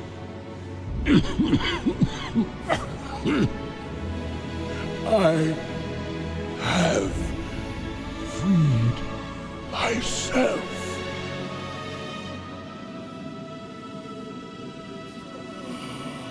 No, old friend. You freed us all.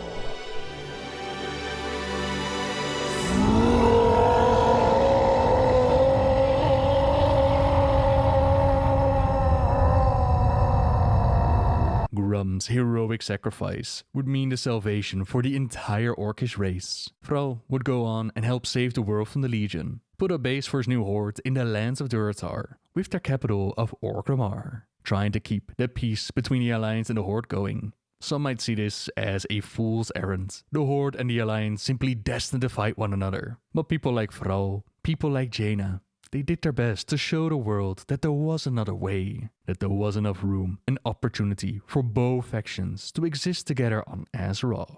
Meanwhile, back on Outlands, Garrosh, he grew up with stories of his father, about his savagery and his battle frenzy and his appetite for violence. How he had been the first to give himself to the Horde and to foul magic, allowed himself to be corrupted, growing up believing that his bloodline was cursed, living beneath the shadow of his father's greatest failures. It meant that by the time that we see Garrosh again, which was with the Burning Crusade and the reopening of the Dark Portal, our war chief of the Magyar clan, he's quite depressed. But Great Mother Geisha, her time to join the spirits fast approaching. She knows that he has what it takes to lead the Magyar. He is strong and wise, all of the spirits approve of him. He just needs to find a way to believe in himself, to let go of the fear that he is going to become like his father. Garrosh is in such a bad state that he even suggests for us to take over leadership, so that he can go ahead and just die, erase the shame of his family name. Nothing that we do seems to be able to snap him out of it. But once we realize that Great Mother Geisha is actually the mother of Durotan,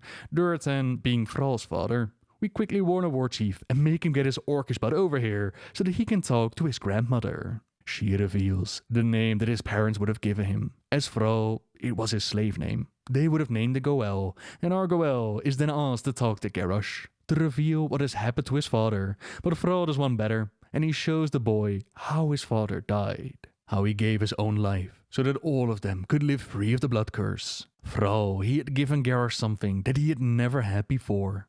Confidence and pride. Pride toward his bloodline, towards who he is. I am Garrosh Hellscream, son of Grum, chieftain of the Magyar. And War Chief Thrall saw much potential in our Garrosh. Sure enough, he was brash and quick to anger. But Thrall believed that Garrosh's fierce pride and knowledge of Orcish culture, that would serve the Horde well. The War Chief convinced the Magyar Orc to act as an advisor back on Azeroth. Journey with him through the Dark Portal, where it's soon obvious that Thrall and Garrosh, they have quite different visions when it comes to the Horde.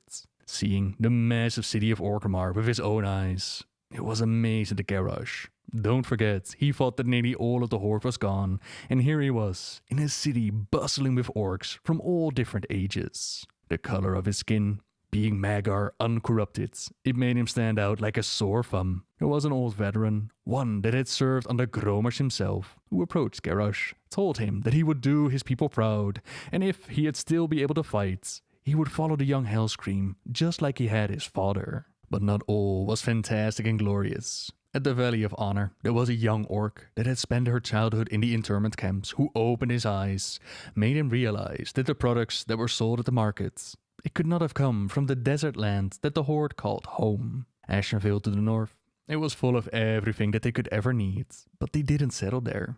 Their beloved war chief, the one who would do everything for his people, he had chosen to build a city here to pay for the sins of the past. A strange notion to Garrosh.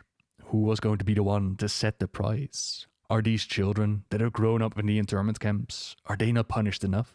Thrall's horde was quite different from the one Garrosh had known, especially since this one, it included more than just the orcs, and Garrosh's vision towards how Thrall was ruling it, it was quite different. Then there was a meeting at Faramore to try and extend that peace that Thrall and Jaina had going to more leaders like Varian Rin. The King of Stormwinds, he had lost much to the savage orcs, like his kingdom, his father and his freedom, but perhaps times had indeed changed. Perhaps this new war chief Thrall was the beginning of something great. Despite all odds, their negotiations actually went quite well. Small steps towards working together, discussing things like trading timber for ore and exotic hides. All of this was a discussion fit for merchants in Garrosh's eyes. Why should the orcs make concessions when they had the strength to just take what they wanted?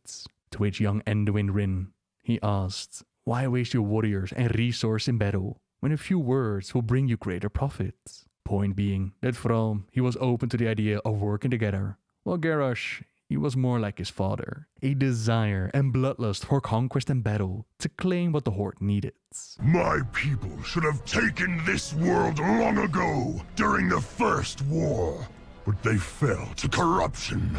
In their weakness, they allowed the pitiful races of Azeroth to join the Horde. Regardless, their meeting was disturbed by outside sources, which prevented peace for the Alliance and the Horde. Both sides would soon have to deal with the Lich King waking up in Northrend and undead forces knocking on their door. A war chief Thrall called for counsel and held his grounds. Garrosh, he wanted to take action, take the fight to Northrend and protect the Hordes. Their argument, it got so heated that Garrosh called for Makura, a duel of honor, a challenge issued out of sheer frustration and rage. At the Ring of Valor, he fought to get his war chief to act, but their fight got interrupted. Quite lucky for Garrosh, though he rather died and admitted that he couldn't take on Thrall in this moment. The Scourge, it did the job for him by attacking Orgrimmar, and with that, the order was given. The Horde and the Alliance, separately, marched upon Northrend to confront the Lich King. None other than Garrosh was tasked with leading the Horde's forces. Hungry to prove himself to his people, we could find him in the Borean tundra at the Warsong Hold, defended a keep against the spider-like Nerubians. Their army was called the Warsong Offensive, with seasoned veterans like Draenor Saurfang leading the Horde's vanguard, and his father Varrock doing his best to impart some wisdom upon the younger, hot-headed orc. Most of it seems to be lost on him, preferring his own tactics and knowledge. But Garrosh is not a fool, and some of what Varrock tells him actually sticks. Honor young heroes, no matter how dire the battle. Never forsake it. They spoke of their past, of what it meant for orcs to be freed of the blood curse, only to now have to deal with their sins, with what they had done. Grommash and Saurfang had both drank from the blood of Manoroth, which led them down a very dark path. Saurfang promised that he wouldn't let Garrosh take them down that road ever again, with the promise from Saurfang to kill him before the day comes. The campaign pushed forward, and Naxxramas was soon enough conquered. But our time in Northrend, it was not just focused on the Lich King and the Scourge. There were distractions like the Nexus War with Malygos the Blue, also great losses at the Wrathgate, Varrock losing his child, while up north in Ulduar, the Explorers League uncovered a horrible, ancient evil. Yogg Saron has awakened. I want to see this dwarf, Garrosh, to see the fear in his eyes. Then we'll know if he's telling the truth. No, wait! We are going to need all the help we can get if we are... Thrall! What? What are they doing here? Let me explain. I thought I smelled the stench of Alliance pigs. Control yourself. You want my blood? Come then, dog. He's mine. Stop it! We have all lost! A great deal in this conflict. But we stand to lose everything if we do not stop fighting and work together! A true war chief would never partner with cowards. At the Wrathgate, the Horde's partnership killed more of our men than the Scourge. I'm done with your Horde. May this Death God take you all. You disappoint me, Garrosh. With their leaders not seeing eye to eye, heroes amongst the factions would rise up themselves to push back the evil of Yogg Saron. What is interesting to note is that at this time in the story, Garrosh and Varian, they're very similar characters. The human king, he has two sides to him, one of them being his Lokash side, quick to anger, quick to lash out, a deep hatred for the Hordes and all that they had done. He was unable to look further, to let go and work towards a better future like Thrall had wanted. Garrosh was similar. He had no love for the Alliance, only to his Hordes. Well, this was the second time that he and Varian had come to blows. It would definitely not be the last. And the words spoken by his war chief. You disappoint me, Garrosh. They would haunt his steps as Thrall stuck around and inspected Warsong Holds. While doing so, a report came in.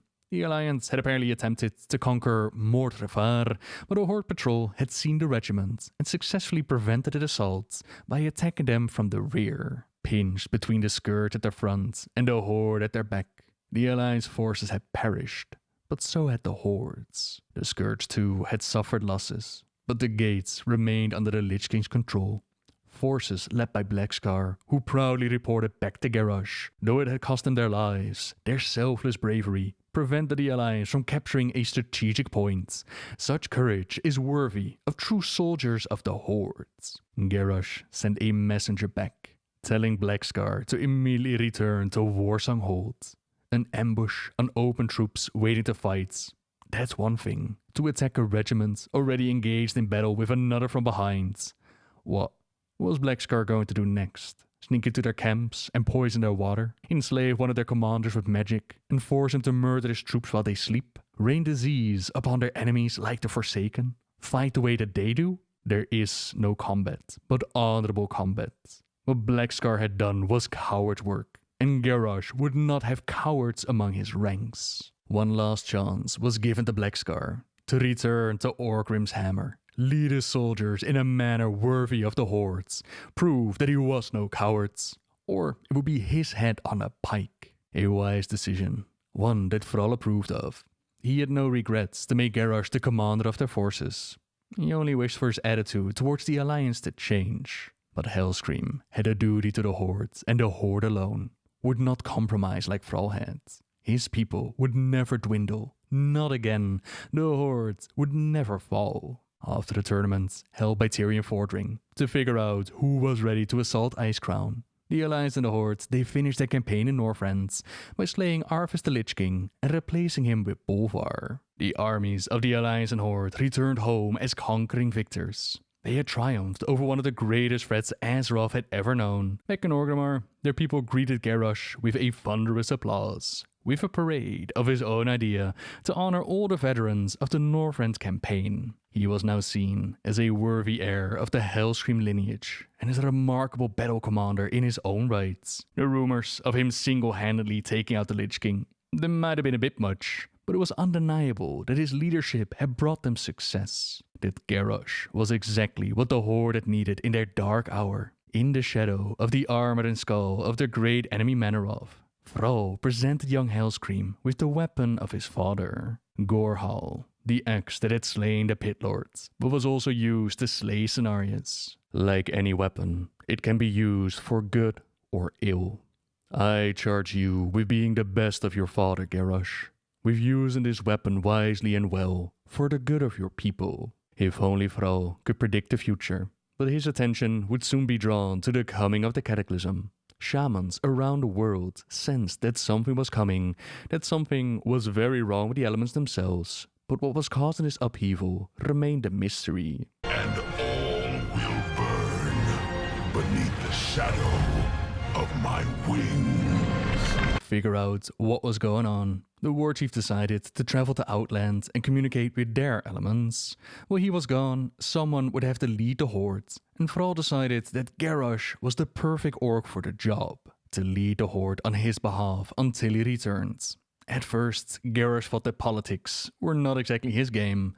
He understood battle and tactics and how to rally troops. But ruling their people, he'd rather have a sword in his fist than a scroll. Thrall assured him that he wouldn't enter the political battlefield without weapons. At his side would be seasoned advisors like Eitrigg and Cairn to help him uphold the honor of the Hordes. No need for glory at the moment. You just need to take care of it. Put his needs before your own, as your father did. It is my true longing to lead the Horde to the best of my ability, Garrosh said. And so yes, 1,000 times yes, my Warchief. I will lead as well as I can, and I will consult with the advisors you suggest. I know what a tremendous honor you do me, and I will strive to be worthy of it. Ancestors, Thrall thought as he watched Garrosh stride away. Chest swelled with pride and pleasure. I pray that I'm doing the right thing. This right here is a critical moment for the story of Garrosh and the Horde as a whole. As news spreads about Thrall's choice, people like Cairn could not believe their ears. Surely Thrall wasn't about to hand over leadership to this arrogant blusterer to guide them in this time. There were definitely good elements to Garrosh. Cairn could see it, and with time, those seeds would perhaps take root in Garrosh's soul. But right now, He was not fit to lead the Horde, any more than Grom had been. But Thrall had made up his mind, left the Horde behind, and Cairn, he did his best to advise Garrosh. So did others, but often the Horde leadership clashed with each other, clashed with their new war chief. While Thrall had hoped that this new responsibility that was actually tempering Garrosh and grant him wisdom, instead taking on the mantle of leadership, it only encouraged Garrosh to indulge in his warlike ways. He had always believed that the Horde was being too timid. Thrall's way of paying for past crimes, trying to work with the Alliance, all of that was not what he had in mind. His gaze turned northwest to the lush forest of Ashenvale. It was a land of plenty, and it was well within the Horde's reach. Most of the region belonged to the Night Elves, but they did not stop Garrosh from sending troops into the woodlands. Their assaults in turn enraged the Alliance. Tensions between the factions flared up, and open war seemed inevitable. Some of the Horde members welcomed these bold and aggressive maneuvers, but Cairn did not. The Elder Tauren did everything he could to reason with the acting war chief and prevent bloodshed. In Cairn's eyes, Garrosh was leading the Horde down a dangerous path, one that would inevitably destroy it. The war chief did not listen to his wisdom, and so Cairn spoke the only language the orc would understand. He challenged Garrosh to Makora. Garrosh, you are not fit to rule the Horde. Quite a lot of you, rightfully so, commented that the hostility in Ashenvale, the attack that pushed Cairn into action, that was actually carried out by the Twilight's Hammer cult, masquerading as members of the Horde in order to stir up tension, meaning that Cairn was actually falsely accusing Garrosh when challenging to this battle. Now, this is true when we go by the story told in The Shattering, a novel released in 2010. The story back then was indeed a peaceful meeting between Tauren and Night Elf druids. This was then disturbed by the Twilight Hammer that made it look like Garrosh instigated the attack. News of this reached Cairn Bloodhoof, and the duel followed.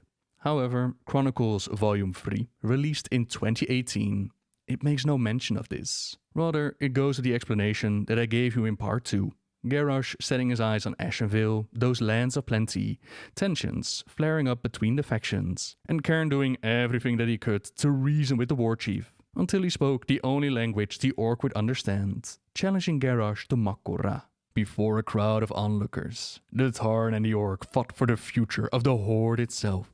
On one side stood the promise of a peaceful future, on the other the promise of blood and conquest. It was blood and conquest that won that day, but not because Garrosh was the better fighter. Despite their age difference, Cairn's knowledge and expertise outplayed Garrosh at every turn, playing into his bloodlust, his hot-headedness.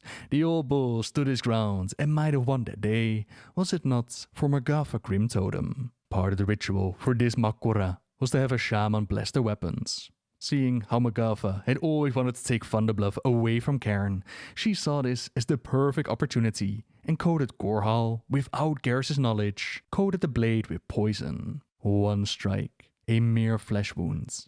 That was all it took. Cairn blinked. His vision was blurring.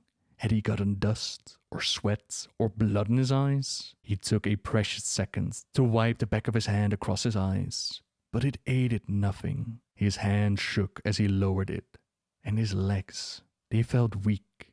Stunned, he stared at Garrosh. The orc was sweating profusely and breathing hard.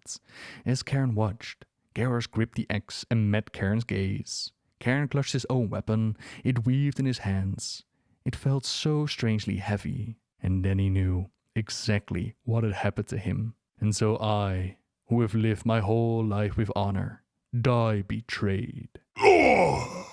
Having Garrosh do her dirty work, it allowed Morgatha to seize Thunderbluff and seize control. But her victory was not absolute, and it didn't last for very long. Cairn's son, Bane Bloodhoof, he found aid in Faramore, financial support from Jaina Proudmoore to retake a city. Morgatha's betrayal, her use of Garrosh, it was whispered and rumored, and the war chief wasn't exactly happy. So it was that when she asked for his aid, it was denied with a letter, which said, "Unto Elder Crone Morgatha of the Grim Totem, acting war chief of the Horde, Garrosh Hellscream, sends his most sincere wishes for a slow and painful death. It has come to my attention that you have deprived me of a rightful kill. Cairn Bloodhoof was a hero of the Horde and an honorable member of a usually honorable race. It is with disgust and anger that I discover you have caused me to bring about his death through accidental treachery. Such tactics may work well for your renegade, honorless tribe and alliance scum, but I despise them. It was my wish to fight Cairn fairly and win or lose by my own skill or lack of it. Now, I shall never know, and the cry of traitor will dog my steps until such a time as I can sport your head on a pike and point to you as the real traitor. So, no, I will not be sending any true-hearted orcs to fight alongside your treacherous, belly-crawling tribe. Your victory or your defeat is in the hands of your Earth Mother now. Either way, I look forward to hearing of your demise. You are on your own, Magatha, as friendless and disliked as you have ever been. Perhaps more. Enjoy your loneliness. And with that, Garrosh washed his hands of her foul treachery, and Bane took back the city. Following his father's wisdom, he decided not to execute her. Exile would be Magatha's fate, and for those that remained at her side. This, the young Tarn believed, was the best way to honor his father's wishes, to put the needs of their people before his own desire for vengeance. This mindset, it also helped him to get past the Makora between Garrosh and Cairn. He held no massive love for Hellscream, but for the sake of his people and for the sake of the Hordes, he gripped his warchief's hand and pledged the Tarn's loyalty once more. Garrosh, Cairn was my brother! Thrall's decision to make Garrosh the acting warchief, it had caused him the life of one of his closest friends and allies. He'd been wrong to put his faith in Garrosh, and he blamed himself for all that had come to pass. But Argoel had learned much about what was to come, was now on a journey of saving the entire world, so he couldn't exactly come back as warchief, and Garrosh was left in charge. Under his leadership, the Horde's aggression accelerated, which actually made a whole bunch of people happy. It was a change from Thrall's leadership, without a doubt, but his new warchief quickly became a fan favorite. His war campaign, it took the Horde into Ashenvale, these lands of plenty, where Garrosh's brutal tactics, like deploying the Magnetar taken from Northrend, forced to fight for them because they held the children hostage. It almost secured their victory. Just a bit unlucky that around this time, Varian Rin was dealing with his inner turmoil, where before, he and Garrosh were quite similar. Now he was actively working on reining in that aggression that he had inside. Gang Greymane and the Gilnean Worgen, they wanted to rejoin the Alliance. They guided the King of Stormwind through his own ritual, which ended with Varian becoming the champion of the Wild God Goldrin, leading the Worgen forces to aid the Night Elves in Ashenvale. Once more, Varian and Garrosh clash blades, the king disarming and wounding the warchief. Having a demigod on your side, it helps quite a bit, and the Horde was forced to retreat, literally pulling Garrosh off the battlefield. No matter. One battle lost, it did not mean the end of the war. Garrosh pushed forward with their campaign, assaulting more territories, while also dealing with his fellow leaders and commanders amongst the Hordes. The new warchief, he had vision and ambitions for his faction, all the while remembering the lessons of the past. There's no combat, but honorable combat. So when the news reached him that Overlord Kromgar had ended their campaign in the Stoneteller Mountains by bombing Taldera Grove, the warchief decided to pay them a little visit.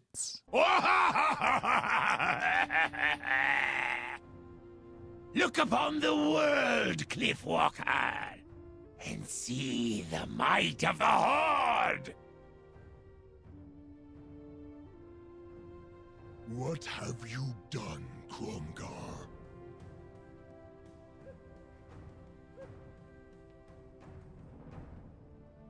Warchief! I was carrying out your command! My command? Was my command to murder innocents, Kromgar? Warchief! Sir, Am I a murderer, Kromgar? No! Warchief! Then I ask you again, what have you done? I sent you into Stone Talon Mountains with an army. Your orders were to secure this land for the Horde. Instead, you laid waste to the land, murdered innocents, children even. I spent a very long time in Northrend, Kromgar. I learned much about the Horde in that time.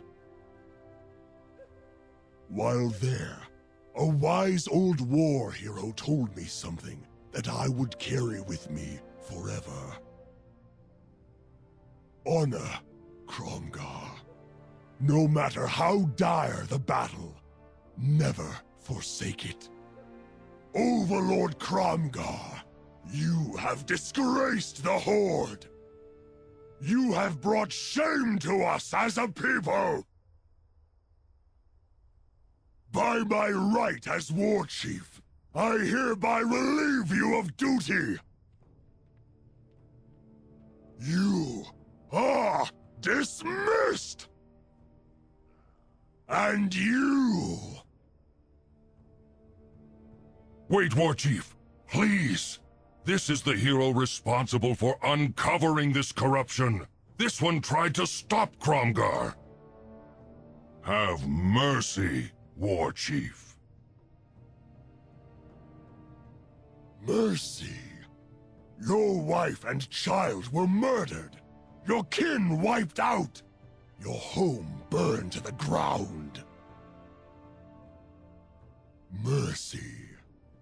Chieftain, on this day, I learn from you. One of the moments that made people cheer for Garrosh. There's another in the Twilight Highlands that we'll get to in just a moment. Before that, upholding honor amongst the hordes. It proved difficult with the other races, like the Forsaken and Sylvanas Windrunner, who had taken over the battle at Gilneas. Honor meant very little to Sylvanas. She is more about getting results. Despite a war chief banning the use of their plague, she used it anyways, and when she showed off the new powers granted to her by the Valkyr, Garrosh wasn't impressed. Why have you called for me? And more importantly, what are those Scourge fiends doing here? War Chief, so glad you could make it. With the death of the Lich King, many of the more intelligent Scourge became unemployed. Those fiends, as you so delicately put it, are called Valkyr.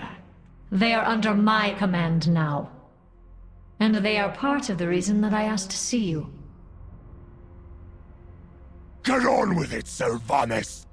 Very well, War Chief. I have solved the plight of the Forsaken. As a race, we Forsaken are unable to procreate. With the aid of the Valkyr, we are now able to take the corpses of the fallen and create new Forsaken. Agatha, show the War Chief!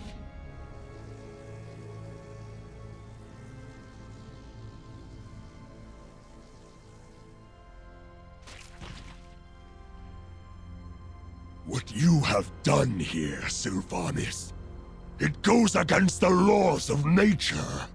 Disgusting is the only word I have to describe it. War Chief, without these new Forsaken, my people would die out. Our hold upon Gilneas and Northern Lordaeron would crumble. Have you given any thought to what this means, Sylvanas? What difference is there between you and the Lich King now? Isn't it obvious, War Chief? I serve the Horde. Watch your clever mouth, bitch! Kromosh, you stay behind and make sure the Banshee Queen is well guarded. In Orgrimmar, Garrosh had decided to evict the majority of the non-orc races from the center, believing only the orcs possessed the strength to truly defend their city. The advisors left behind by Thrall, they were more and more realizing that they were talking to a wall. The discussion between Volten and Garrosh, it pushed the Darkspear out of the city and nearly out of the hordes. Don't talk back to me, troll. You know who was left in charge here. Haven't you stopped to ask yourself why Thrall chose me instead of you? There be no question why, Garrosh. He gave you the title because you be Grom's son. And because the people be wanting a war, hero, I think you be more like your father than you thought, even without the demon blood. You are lucky that I don't gut you right here, whelp. You are foolish to think you can speak to your war chief in such ways. You'll be no war chief of mine. You not earn my respect, and I'll not be seeing the Horde destroyed by your foolish thirst for war. And what exactly do you think you're going to do about it? Your threats are hollow. Go slink away with the rest of your kind to the slums. I will endure your filth in my throne room no longer! I know exactly what I'll be doing about it, son, Hellscream. I'll watch and wait as your people slowly become aware of your ineptitude. I'll laugh as they grow to despise you, as I do. And when that time comes, that your failure is complete and your power is meaningless, I will be there to end your rule, swiftly and silently. You will spend your reign glancing over your shoulder and fearing the shadows. For when the time comes and your blood be slowly draining out, you will know exactly who fired the arrow that pierced your black heart. You have sealed your fate, troll. And you yours, war chief. Some left, while others joined, like the goblins with their leader Gallywix, or the Shadowspear trolls recruited to aid with their campaign in Darkshore. The Cataclysm carried on with not just the Alliance and the Horde fighting each other. There was also the bigger threats of Deathwing and the Old God's plans with the world, which required some attention as well. Both sides ventured into the Twilight Highlands to take care of the Twilight Hammer cult. Fleets of airships blotted out the sun, laden with war machines and soldiers. But our entry into the Highlands, it wasn't just smooth sailing. Fellow warriors of the Horde, hear me now! Ahead hides our foe, worshippers of chaos who seek to remake the world. A new world is coming, friends, but it is not the world of their design. Together, we will crush the Twilight's hammer, raise their stronghold, salt the earth, and burn the bodies! All will tremble at our might! Then we will stand astride this world as its masters! United in our conviction, unrivaled in strength, beholden to no one! Today, we will remake the world! Our world! Coming up on the For Twilight the Highlands, Captain! Horde! Captain, sir! Alliance naval fleet sighted off the port bow! The Alliance steams in close formation without escort! Air Guard, attack! Strafe them now while they cannot maneuver! What does he think he's doing? The carriers are unprotected! What kind of madman orders away his close air support? A winner! They're after the war chief! Get off my ship! The war chief's Zeppelin is in flames! It's going down! Despite a rocky start, we do make landfall and come in contact with the Dragamar clan. They were actually part of the very first Horde. Quite a long story involving the enslavement of Alexstrasza, the Red Dragon aspect, and their flight. These days, the Dragamars are led by the fell orc Morgor, but a bit of persuasion on our part, a bit of murder to get rid of this corrupted orc, it replaces him with Zayla. Wherever the Horde takes us, we will keep our heads high and our blood pure. God riddance, Morgor! A new Dragonmaw dawns this day! The war chief! He's alive! He was rescued off the coast. Come outside quickly! The town is ours!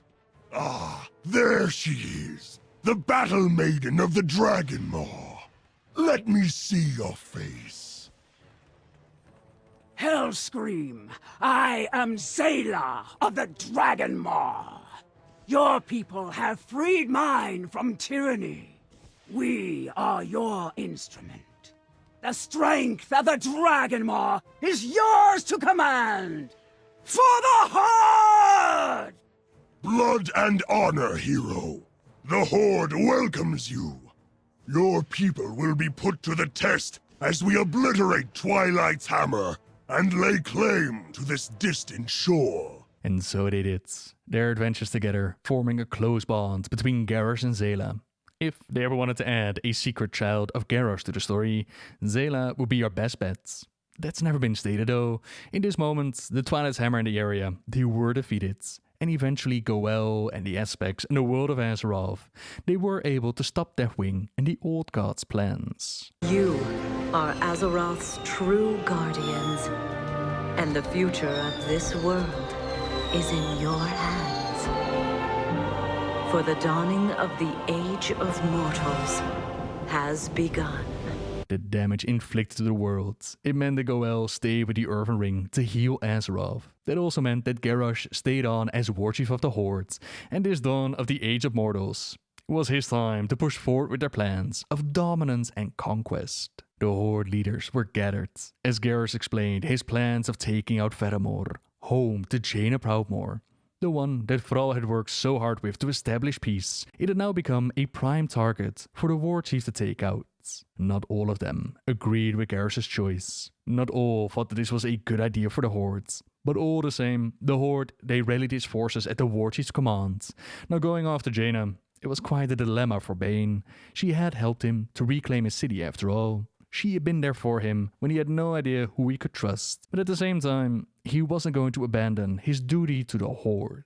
The Tauren would march with them. As a middle ground, he decided that at the very least, Jaina shouldn't be caught unaware. In secret, a messenger was sent to warn her of the coming attack, which gave Faramore the chance to evacuate its civilians and call in aid from the Alliance. Unbeknownst to Bane was that this played right into Garrosh's hands. Despite their bitching and moaning about making the troops hold back and wait, not immediately charging toward Faramore, the Warchief had a plan. He had waited for as many of the Alliance forces to be gathered in one place so he could unleash his true weapon. Faramore was not going to be conquered with brute force. It would be completely annihilated with the focusing iris, stolen earlier from the Blue Draka flight, turned into a bomb courtesy of the Blood Elves, dropped over the city by the goblins. Only Ronin's brave sacrifice had saved Jaina's life and prevented the blast from doing so much more damage. Bane was a warrior. His eyes had seen almost more than he could bear of the horrors of war. But this, the mana bomb so thoughtfully provided by the Blood Elves, who stood cheering with other Horde members who somehow felt that what Garrosh had wrought was a good thing, had exploded over the entire city and had not just harmed its citizens and buildings, but crushed them utterly. Tears ran down his muzzle, and he made no effort to wipe them away. He stood surrounded by throngs of cheering hordes. But as he looked around, he saw, illuminated by the ghostly arcane glow, faces that wore his own expression of shock and revulsion. What had happened to the Warchief, who had once said, "Honor, Kromgar. No matter how dire the battle, never forsake it." Here we would see a massive shift in Garrosh's character. The whole conquer and conquest, that was nothing new. I don't think there are many out there that have issue with Faramore being a target to take out. Rather, it's the methods used by the Warchief that made people wonder what the hell was going on. Or one expansion earlier, he had thrown Overlord Kromgar off a cliff for using a bomb in the Stone Talon Mountains. Here he was deploying the same tactics, and the bomb was just part of it. There was also dark shamanism, forcing the elements to obey them right after the cataclysm. There were Kraken summoned from the depths. No longer did honor dictate his choices, and it was such a difference that back then some actually wondered if there was more going on. Was perhaps the Garrosh that we had known replaced in the Twilight Highlands when he fell off the ship? Was his new ally the extremely loyal and enforcing Blackrock Orc Melkorok? Was that Kil'jaeden in disguise, mirroring the manipulation of the orcs of old? None of that would come into play. Blizzard has clearly said that it was Garrosh who made these decisions. No old god influence or legion manipulation. The conflicts with the advisors left behind, and slowly filling up his inner circle with those in line with his vision for the future. All of that became the path that they laid out for Hellscream, with the bombing of Faramore just being the beginning. The victory earned at Faramore was cause for celebration in Orgrimmar, while whispers started to rise up within the faction. People like Bane and Vol'jin and others, they did not agree with what the war chief had done. Speaking out or taking action at this point in time was not really an option. People merely visiting an inn and whispering their discontent. They found themselves under assault and scrutiny by Melkorok and his forces. Hellscream's eyes are always upon them. So they laid low and remained loyal to the Hordes, while Jaina's survival, that meant that she was able to return to Faramor and witness the carnage. She looked for survivors, but she found none. The peacekeeper, the diplomat that she used to be, that was murdered by Hellscream. Now there was rage that took hold of her heart, and while there were no survivors to be found, she did encounter a group of orcs poking around the debris, laughing to each other, looting of the dead. No one can protect you. Kill the Proudmoore wench, and bring me that Your bomb! people are despicable cowards, Orc. You're nothing more than rabid dogs, and you will be put down! Brave words, mage. I'll spit in your face when you beg for mercy. You spit on mercy? Then you will have none!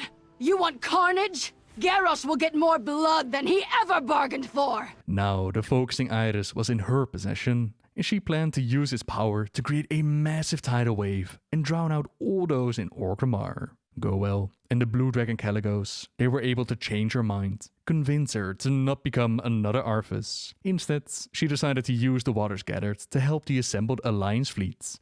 They were fighting against Kraken, who were dealing massive damage to the ships. But the war chief did not just send the creatures of the deep to do his fighting.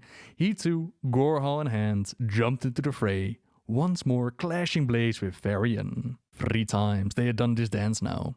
Garrosh wanted to end it, but their battle was interrupted by a Kraken, and Jaina's tidal wave secured victory here for the Alliance. But War Chief Garrosh was far from done though.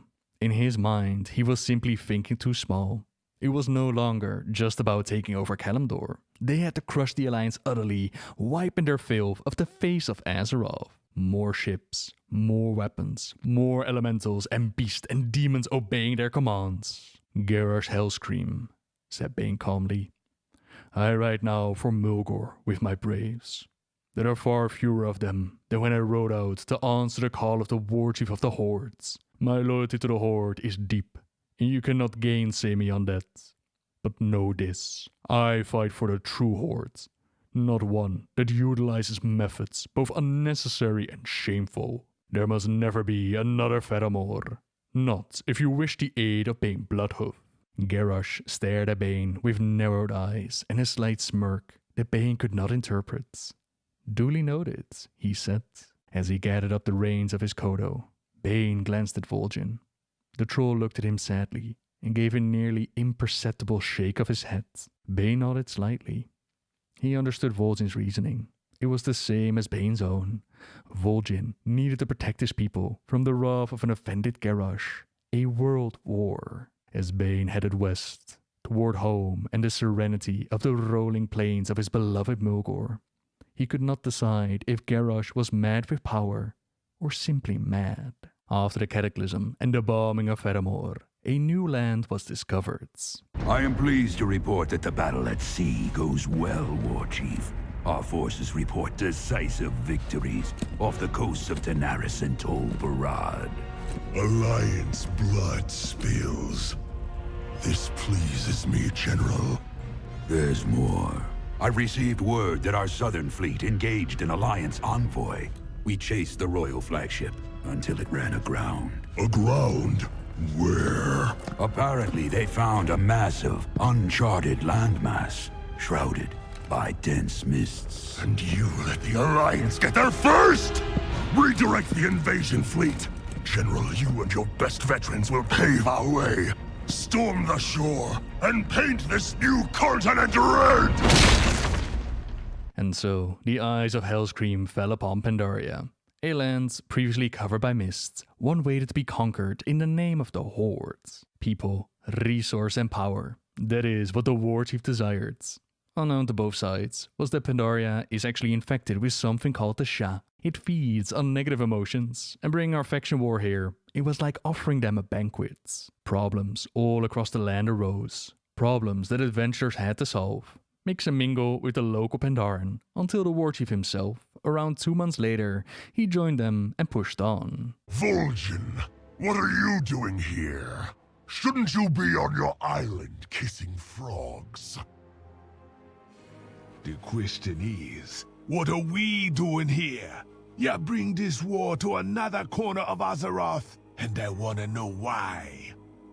Your lack of vision is why your people are still primitives, and your lack of loyalty is why I did not summon the Darkspear for this campaign. Look around you, Vol'jin. This land is rich in resources. Wood, stone, iron, fuel, and people. A show of might on these shores will make the Pandaren think twice about joining the Alliance. All this bloodshed make everyone think twice about joining the Horde. This is the difference between me and you, Vol'jin. I won't let my people starve to death in the desert. I will stop at nothing. Nothing to ensure a proud and glorious future for the Orcs and anyone with the courage to stand with us. Wait here. Garrosh whispers to Bloodraiser. I have no doubts that you will be able to confirm my suspicion. See how the troll reacts. If he approves, he may live. If he does not, he's a traitor. Cut his throats. And that's exactly what happened on the mission. Inside the Dark Rookery, they uncover wicked dark Mogu magics to shape flesh, to build warriors. And Vol'jin has had enough. He can't go through with this. Garrosh playing God, making monsters. This ain't what the Horde is about.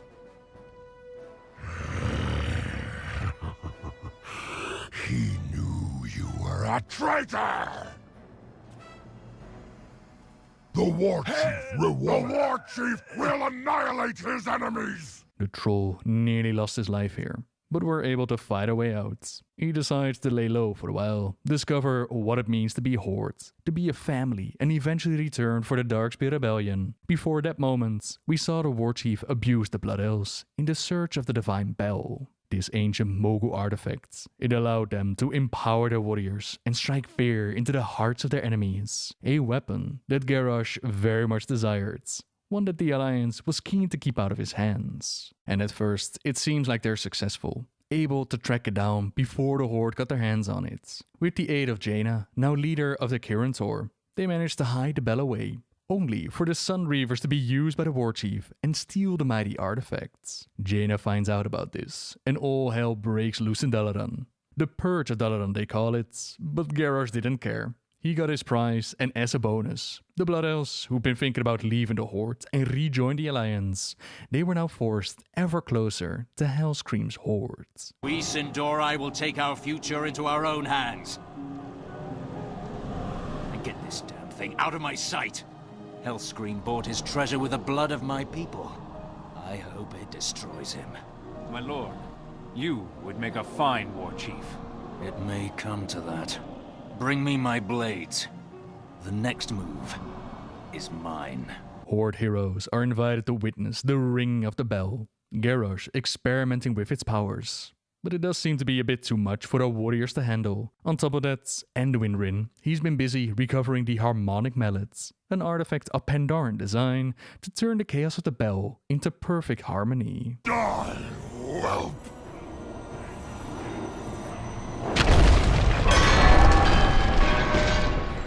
The War Chief's rage crushes the bell and nearly every bone in Anduin's body, but he doesn't kill him.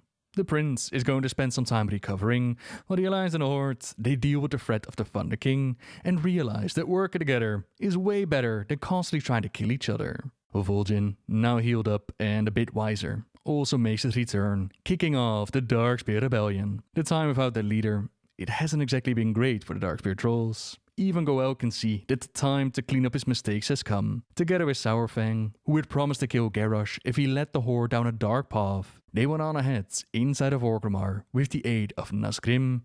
But Garrosh, he's been quite busy during his time as War Chief, and perhaps it's already too late. It thirsts. Bring it to the pools.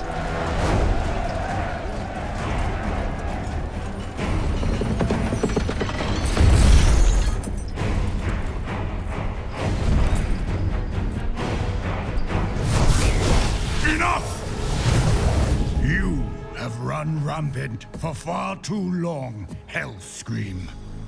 But that stops now. Step aside, Pandaren. You confront a force beyond reckoning. Your father dabbled in powers beyond reckoning. Where is he now? I have fought beside the Tauren, trolls, and others. You are nothing like them. They are no longer part of my horde!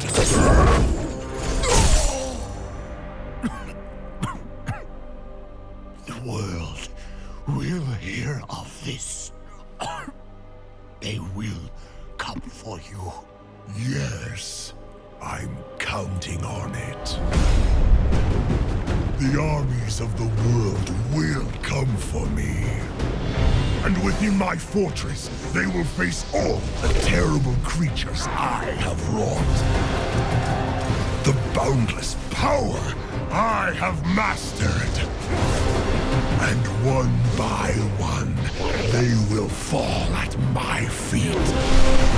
Anyone who would rise against my new horde will be impaled upon the spires of Orgrimmar! You Pandaren tried to bury your hate and your anger. But such power cannot be contained. It must be unleashed!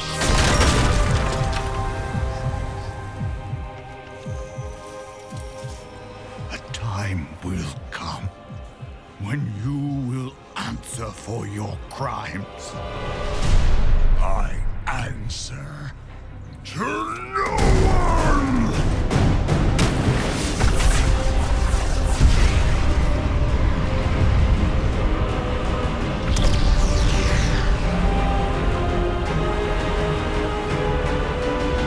All who challenge me will burn in the fires of my hatred. Deep beneath the land of Pandaria, they have found the heart of the old god Sargeras, buried there millennia ago. Impounding it in the pool causes a massive explosion, massive devastation to the land of Pandaria. Alliance and Horde, they work together during this so-called Siege of Orgrimmar, realizing that their war chief has to be kicked out. Our raid started beneath the veil against Immersius and the Fallen Protectors. It then moved on, proving and cleansing ourselves for Nuroshen, Guardian of the Vault, where they had found the heart. After the Shah Pride fights, a Shah released by Garrosh, we discover just how far the war chief has stepped away from the orc we knew in the past. Look here! He left his weapon behind. Gore howl. This means he's completely unhinged.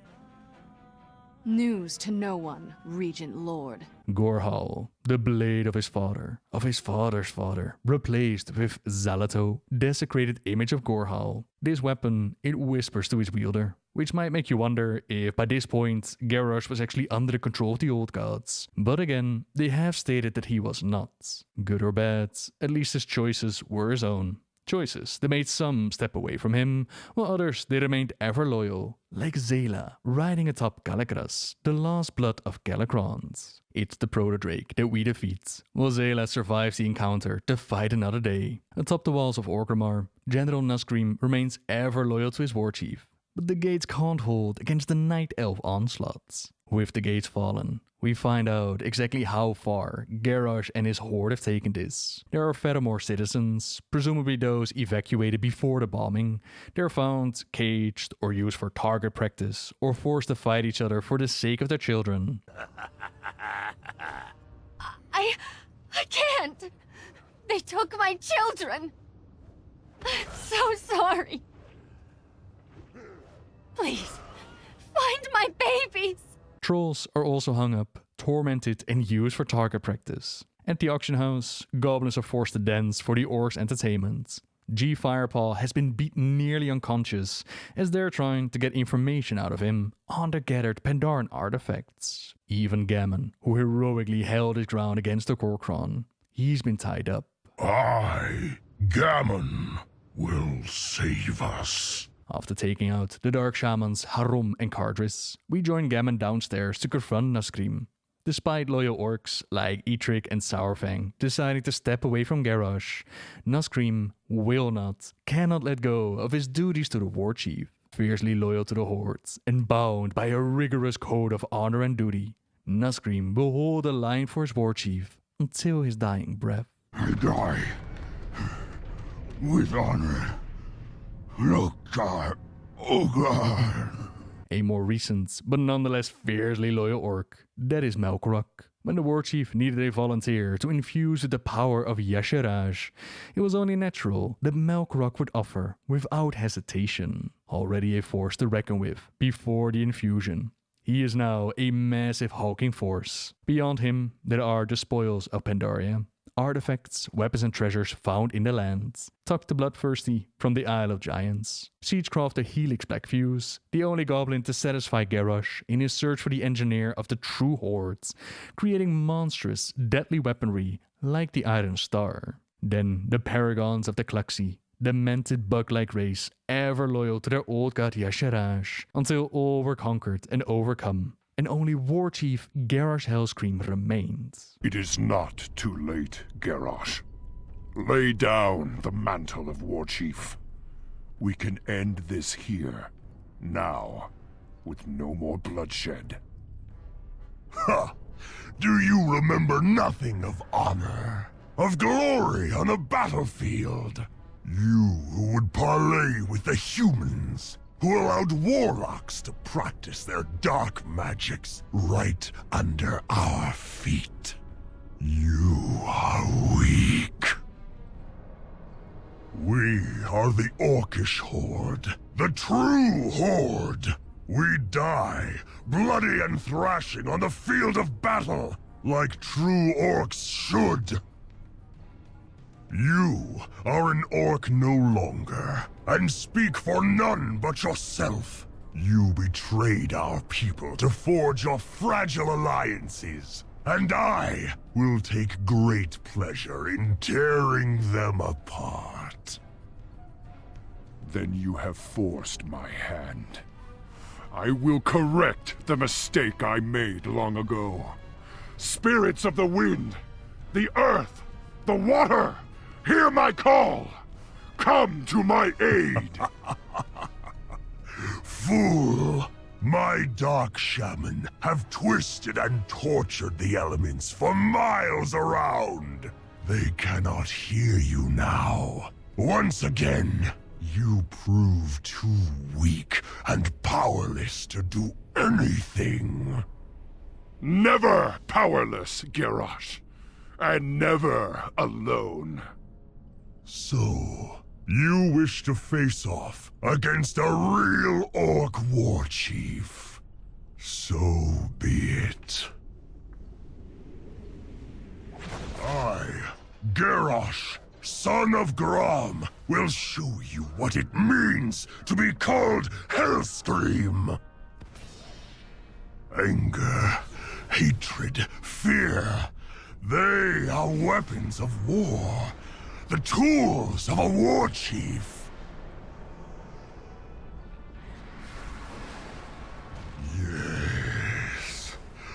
Yes, I can see it now. I can see the future of this world. A world ruled by the Horde. My Horde. The heart will be your end. While the heart of Yasharaj hangs above the inner chamber, occasionally empowering Garrosh further and sucking us in, his Korkron and Iron Stars, they race across the battlefield, coming to the aid of the war chief. You can never leave this place. There is no way home. The true Horde will come to pass. I have seen it. It has shown me. I have seen mountains of skulls and rivers of blood, and I will have my world! More and more of Yasharaj's power is flooded into Garrosh, until it's time for him to show us a glorious destiny, the thing that he wishes for the most. You think you have won? You are blind! I will force your eyes open! Behold! My glorious destiny!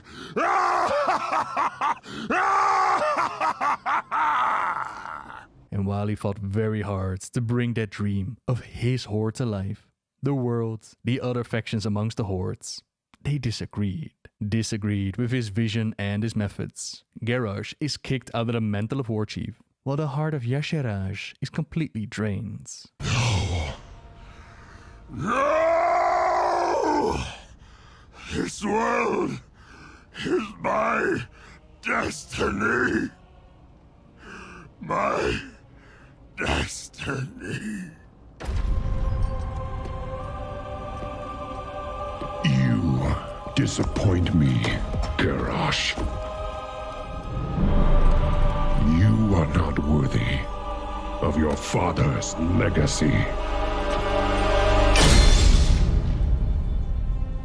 His punishment is not for you alone to decide. I won't let you take him. We have all suffered from his atrocities.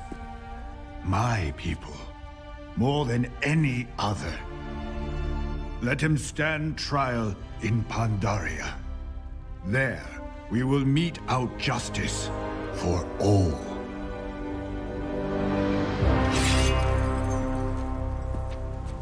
Goel would not have someone else take the killing blow, so rather than just killing our enemy on the spot, a trial it shall be. I've done a much more detailed video on the novel War Crimes if you're interested in the details of the trial. In essence, they held this trial in Pandaria with Taranzu as judge and the August Celestials to pass judgment. Duran the Whisperwind was appointed as the accuser, and none other than Bane Bloodhoof tried to defend Garrosh. Now the book, it was more about recapping past events and pushing the story forward into the next expansion. We did see Sylvanas and Verisa, the Windrunner sisters, planning to poison Garrosh. Verisa, very keen on taking vengeance for her husband Ronin's death. But in between, she had a change of heart, informed Anduin that the food was poisoned, and the prince prevented his death. Tyrande and Bane, they spent the trial showing moments of the past, moments connected to Garrosh, like the bombing of Vermor.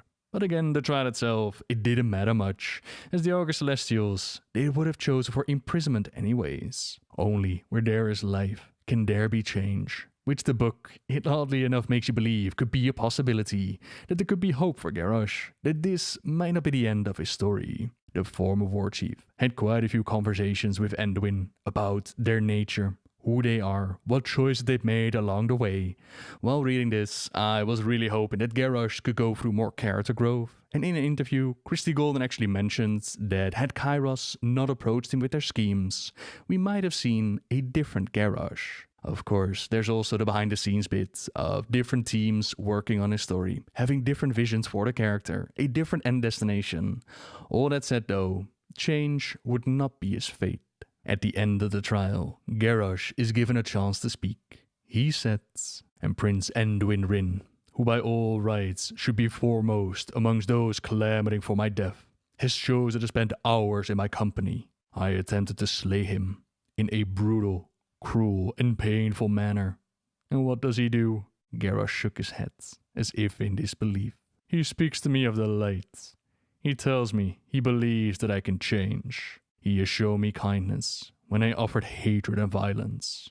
It is because of him that I stand before you, facing what I expect to be a pronouncement of my death as a warrior, not as a broken slave. He lifted his shackled hands and gave Anduin a slight bow, before turning to face the crowd once more. Oh yes, I know full well how much blood is on my hands. I know exactly the magnitude and the consequences of what I have done. He took a deep breath and seemed to be gathering his thoughts.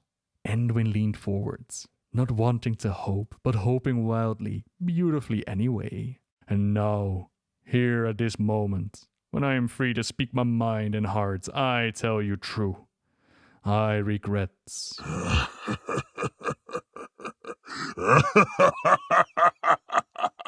Nothing. Anduin forgot to breathe. He felt cold, numb. He sat staring at Garrosh, for a moment unable to mentally process the words. Sound hammered on his ears. The outraged cries of a furious public. Taranzu struck the gong furiously, calling for order. But Garrosh, it seemed, had only begun. He lifted his shackled arms and bellowed. Yes, I would destroy 1,000 paramours if it would bring the Alliance to its knees. I would hunt down every night elf whelp that bleats on the face of this world and silence their mewling forever. I would banish every troll, every tauren, every simpering blood elf and greedy goblin and shambling walking corpse, if it were within my power. And it almost was, Garrosh continued. Anduin clenched his jaw. How could he have believed Garrosh could change? The only atrocities I regret are the ones I did not perform, the orc shouted, grinning ferociously at the turmoil his words had caused. The only thing that preys on me is that I was stopped before I could see the true horde live again. And with that speech, the plan behind the scenes was put in motion. As Zela, Shokia, Talon Songweaver, Harrow Miser, and the Infinite Dragonflight assaulted the temple where the court was being held, the Bronze Dragon Kairos Dormu, working together with the Black Dragon Raphion, they used the device that we helped power up, the Vision of Time, to set Garrosh free and take him back in time to an alternate reality. This with the intent of Garrosh forming a new horde and have that horde stand with Azeroth against the coming Legion. You are War Chief, no longer Hellscream. You're free because I willed it. You live because I will it. You will join your father and rally the old orc clans because I will it. An alternate reality set before the time that the orcs drank the demonic blood, specifically selected to be one where Garrosh had not been born. Gromash's wife Golka, she had died during an ogre raid here before they were able to have kids, which is also what happened to Garrosh's mother, but not before she gave birth to him. But what the Bronze had not counted on was that Garrosh had other plans in mind. His future for his horde is not under the control of some sort of bronze dragon, so he picks up a shard from the Vision of Time and murders Kairos. With his partner in crime defeated, Garrosh faces a near impossible task.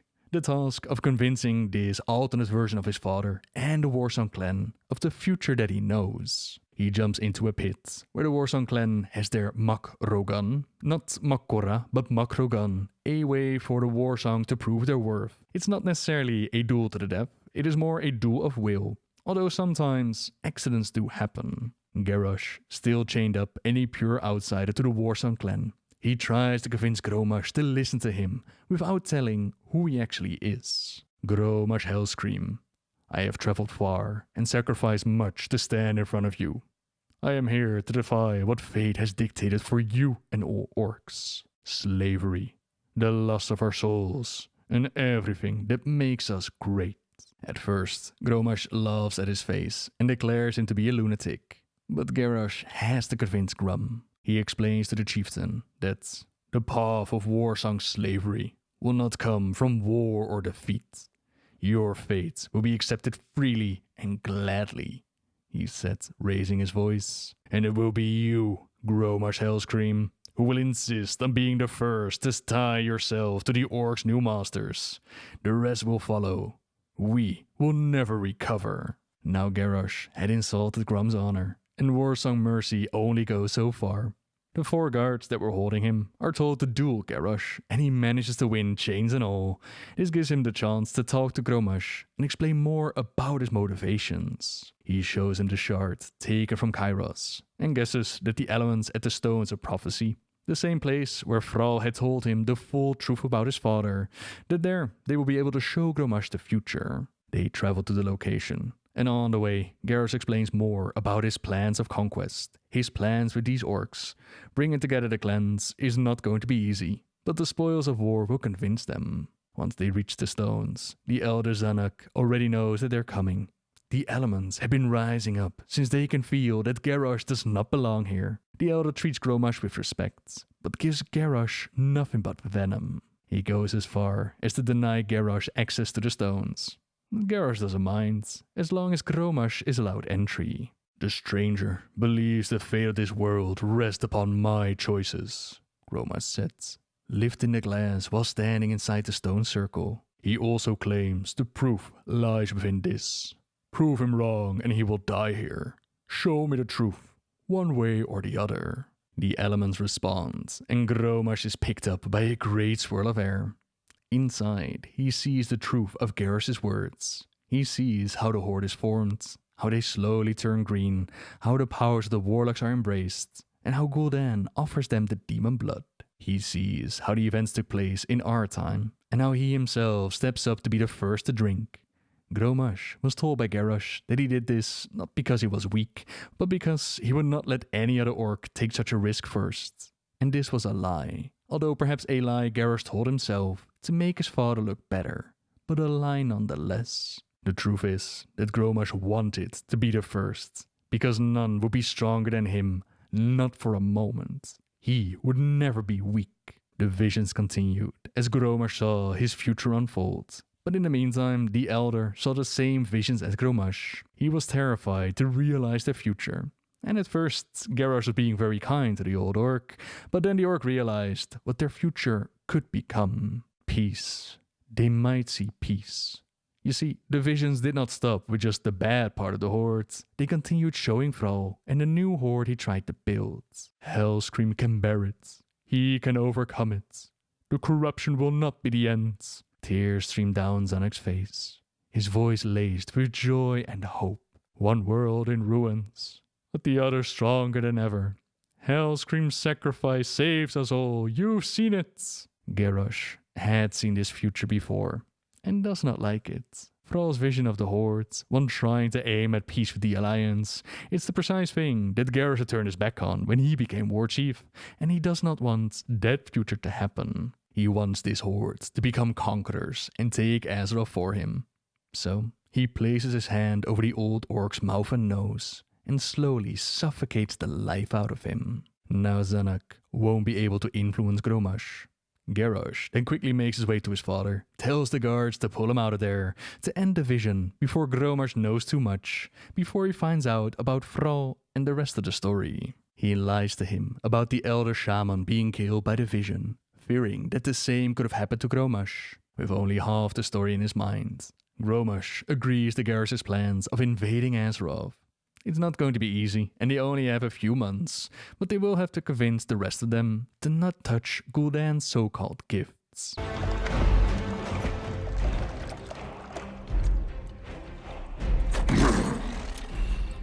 Drink, Hellscream.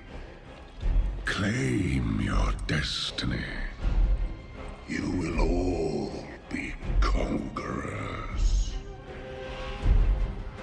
And what, Gul'dan, must we give in return? Everything.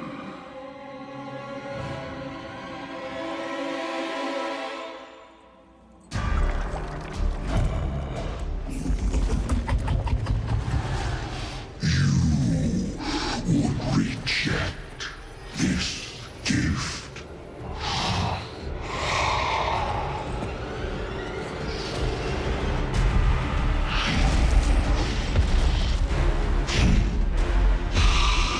And did you bring these mongrels here? Just to watch you die?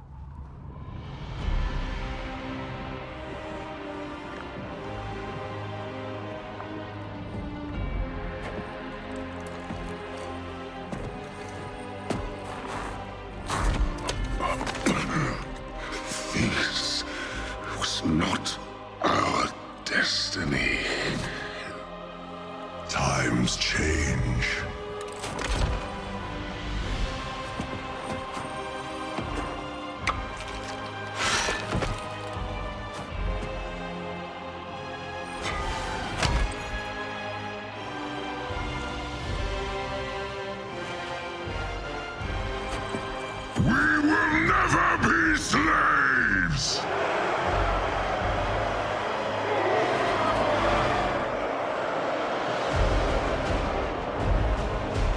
But we will be conquerors. This cinematic, it's still amazing, with the parallels of Garrosh caught in the explosion. Only this time Garrosh is there to push him out of it.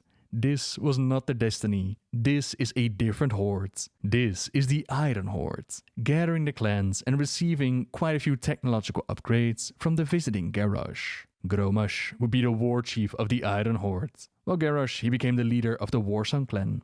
The Dark Portal turned red, trying to accomplish Garrosh's goal of conquest, but Azeroth it had grown pretty strong over the years. The initial assault it quickly pushed back, and they decide to step through the Dark Portal, back in time to this alternate reality. Storm the portal! Step by step, the Iron Horde is dismantled, but to keep it focused on Garrosh, our escapee was found in a grant where he nearly ended our lives. Thankfully, there was Goel to steal the kill. Confront the mistakes of his past and challenge Garrosh to Makura. Now, you die. Garrosh! Thrall! You're too late, old friend. No more, Garrosh. Just you and me. I challenge you to Makura! Thrall. No. Very well, Shaman. We finish this alone, where it all began, at the Stones of Prophecy.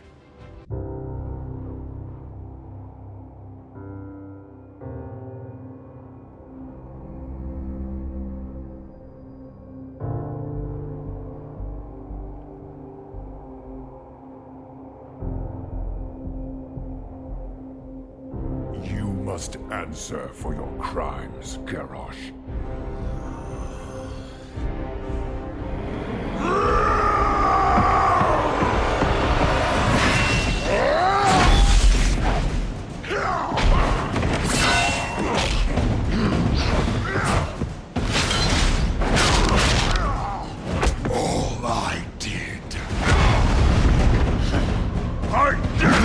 For the Horde! You failed the Horde!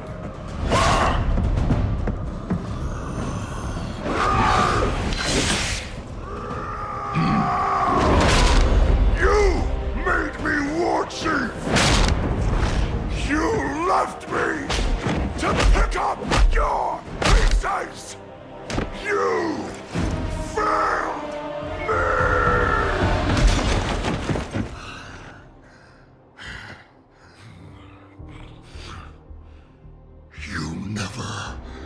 The strength of a true warrior. I do not rely on strength alone, Garrosh. My power is all around you.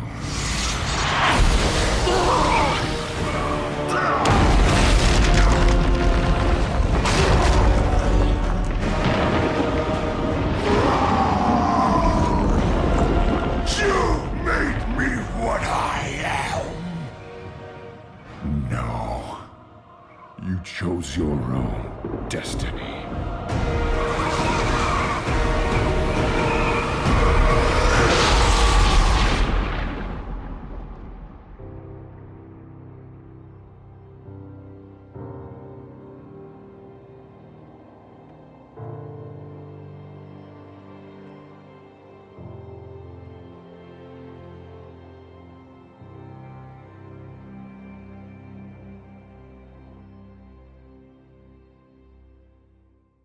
While I might have wished for a bit more character growth when it comes to Garrosh, rather than just use him to kick off the next expansion and then just kill him off. The raw emotion, the dialogue and the cutscene that sends him on his way, it is rather awesome. There are those out there that would say that Garrosh did nothing wrong, while others believe that he is evil incarnate. I personally think that the truth lies somewhere in the middle, mirrored here by the final conversation. He went from an orc growing up in the shadow and knowledge of his father's worst deeds, not having a shred of faith in his own abilities, until there was Thrall who showed up and completed the story. A successful campaign in Northrend led to Garrosh taking over control of the Horde, despite voices like Cairn, like Garrosh himself telling Thrall that he wasn't ready for this, but Thrall, he had made up his mind, believing that the advisors that would surround Garrosh, that they would guide him in the right direction. A mistake, he would later realize. Their different visions clashing with the new war chief, even going as far as threatening his life. It caused him to replace them, surround himself with those that already agreed with his vision. Therein lies one of the major differences between the paths of Varian and Garrosh. For once, they were similar. Varian, he listened to those around him, those that advised him. He kept an open heart, while the ones that were supposed to challenge Garrosh's ideas, they either abandoned him or they were kicked out. That's what I mean, with the truth lies somewhere in the middle. It's not just Garrosh's fault, but to say that he didn't do anything wrong is a bit of a stretch, in my opinion. That is of course very debatable, and another thing that is still being discussed to this day is the question, did Thrall cheat during the Mak'gora? My opinion is that Garrosh knew full well who he had challenged, that there's no set rulebook or referee for Mak'gora, that if Thrall had cheated by the old rules, then so did Garrosh. And at the end of the day, I don't think that's the point. It was closure, a circle of storytelling for these two connected characters. While Goel's choice here, cleaning up his mess, realizing that there is some truth to Garrosh's words, bravely saying that you chose your own destiny is only half the truth, and that emotional inner turmoil, it eventually caused him to give up the Doomhammer and pass it on to a shaman hero in their battle against the Legion. In the case of alternate Draenor, Grommash and the Iron Horde, they would be defeated. Gul'dan and his Fel Horde, they would be defeated. The Burning Legion, they would be defeated, as we left this alternate reality behind to do its thing. Later on, the Horde would reconnect to this reality, now with the timelines synced up, meaning that around 35 years has passed on alternate Draenor. Grommash actually had a son in that time, but Exarch Hellscream, he is thrown in his fate with Yrl and the Draenei.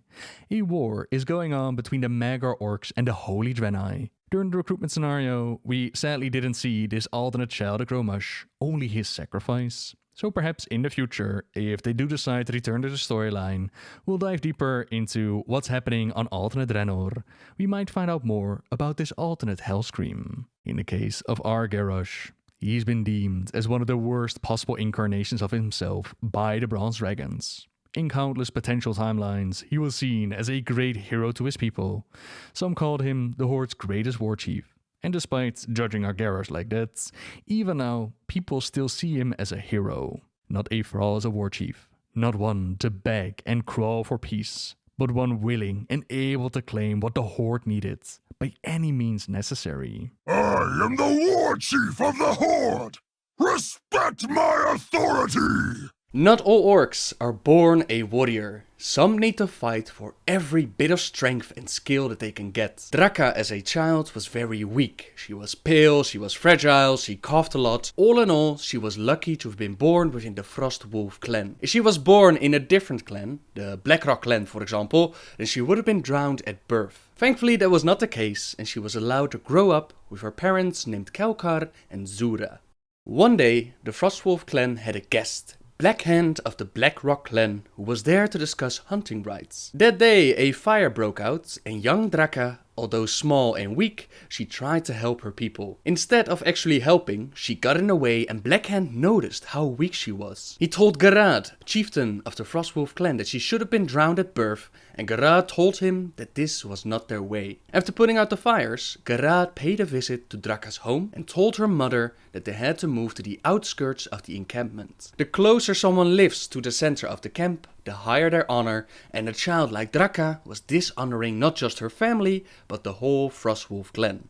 Draka knew that it was her fault that her family had to move, and for years she sat alone at the pond near her new home. There she was thinking, praying, asking the ancestors for guidance, until one day she made a decision. She asked Mother Kesher, who at the time was an elder shaman of the Frostwolf clan, to make her a potion. an elixir, a blessing, anything to change her, make her worthier of being in the Frostwolf clan. Things were now so bad that her family was forbidden to attend the Kosh-Ark festival, which is a holy festival for the orcs, where all the clans come together to celebrate the changing of the seasons and communicate with each other. She could not live with this shame, with this pain and dishonor, and she was willing to do anything to become a true Frostwolf.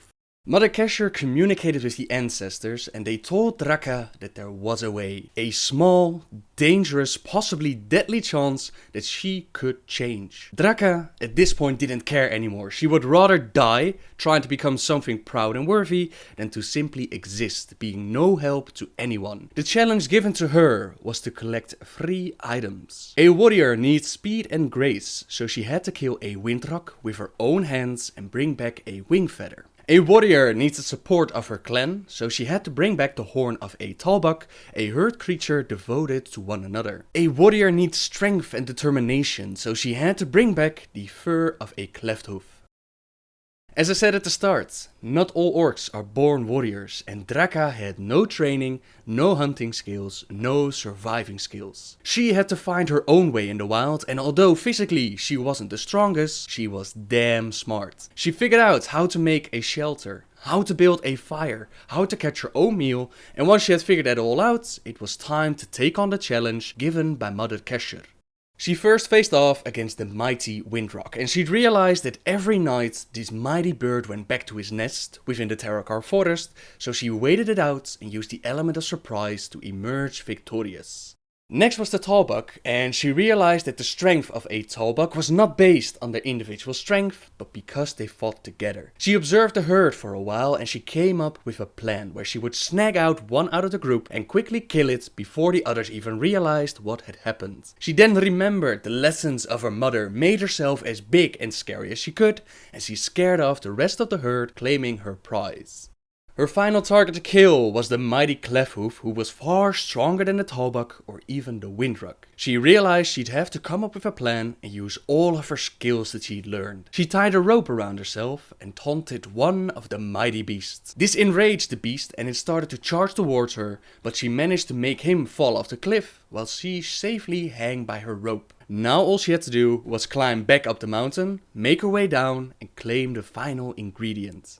With that she'd done it, she had overcome the challenges, so it was time for her reward. She made her way back to Mother Kesher and asked her to make the potion that would turn her into a proud and strong Frostwolf warrior. Kesher was proud of Draka, but told her that she wouldn't make her this potion. She then took Draka to the pond where she had spent her youth praying, and she showed Draka what she had become. She herself had accomplished her goal, had gained the gifts of speed, grace, strength, determination, and the support of her clan. She was no longer the pale and weak Draka. She was now not a warrior born, but she was a warrior made. Made by her own hand. A few months later, she and her family joined the celebrations at the Kosh-Ark festival. There, Orgrim Doomhammer, together with the future chieftain of the Frostwolf clan, Durotan, sat around a fire, and it was Orgrim who noticed Draka first. He told Durotan that if Draka was of his clan, he would have claimed her himself. And with that, Durotan looked and realized who exactly she was. Sick, fragile Draka, now a warrior. Draka turned her head and met his eyes steadily. Her nostrils flared and she sat up straighter, as if daring Durotan to look upon her with pity and compassion, rather than admiration and respect. No, this one did not need any pity. By the grace of the spirits, the healing of the shaman, and the power of the will he could see burning in her brown eyes, she had caused of her childhood frailty to mature into this vision of female orc perfection. Durotan dreamed of her that night, and the next morning he knew that she would be his. After all, he was the future chieftain of one of the proudest of orc clans. Who could say no to him? He asked her the next day to join him on a hunt, and in the orc culture, when a male and a female orc, when they are of age and they go hunting together, this is considered a courtship ritual, and as it turned out, Draka was one of those people who could say no. She actually told him no because she wasn't of age yet, and she made it sound more like an excuse than an actual reason. Durotan was not so easily pushed away, so he asked her to join him on a hunt. Not a courtship ritual, but as two proud warriors. To this, Draka agreed, and it was a great experience for both of them. Where Durotan could easily spot tricks, Draka saw more of the details within them. They complemented one another, and although Durotan was not one to pray, he did send a quick prayer to the spirits. Let this female look agreeably upon me. As they followed their prey, a great black wolf appeared who was following the same target as they were. Normally such a big wolf would require several orcs to bring it down, but Draka and Durotan, combining their skills, managed to win the fight. Durotan did get injured, Draka healed his wounds, and as she did, she smiled. "What is so funny? That I was not able to stand?" His voice was harsher than he had intended, and she looked up quickly, surprised at his tone. "Not at all. You fought well, Durotan. Many would have dropped their axe after such a blow." He felt oddly pleased by her comment, delivered as a factual statement rather than flattery. "Then, what amuses you?" She grinned, meeting his eyes evenly. "I know something, and you do not know it. But after this, I think I will tell you." He felt himself smiling too. "I am honored. I told her yesterday that I was not of age for a courtship hunt." "True." "Well, when I said that, I knew I would soon come of age." "I see," he said, though he didn't, not quite. "Well, when will you come of age?" Her smile broadened. "Today," she said simply. He looked at her for a long moment, then, with no word, pulled her to him and kissed her.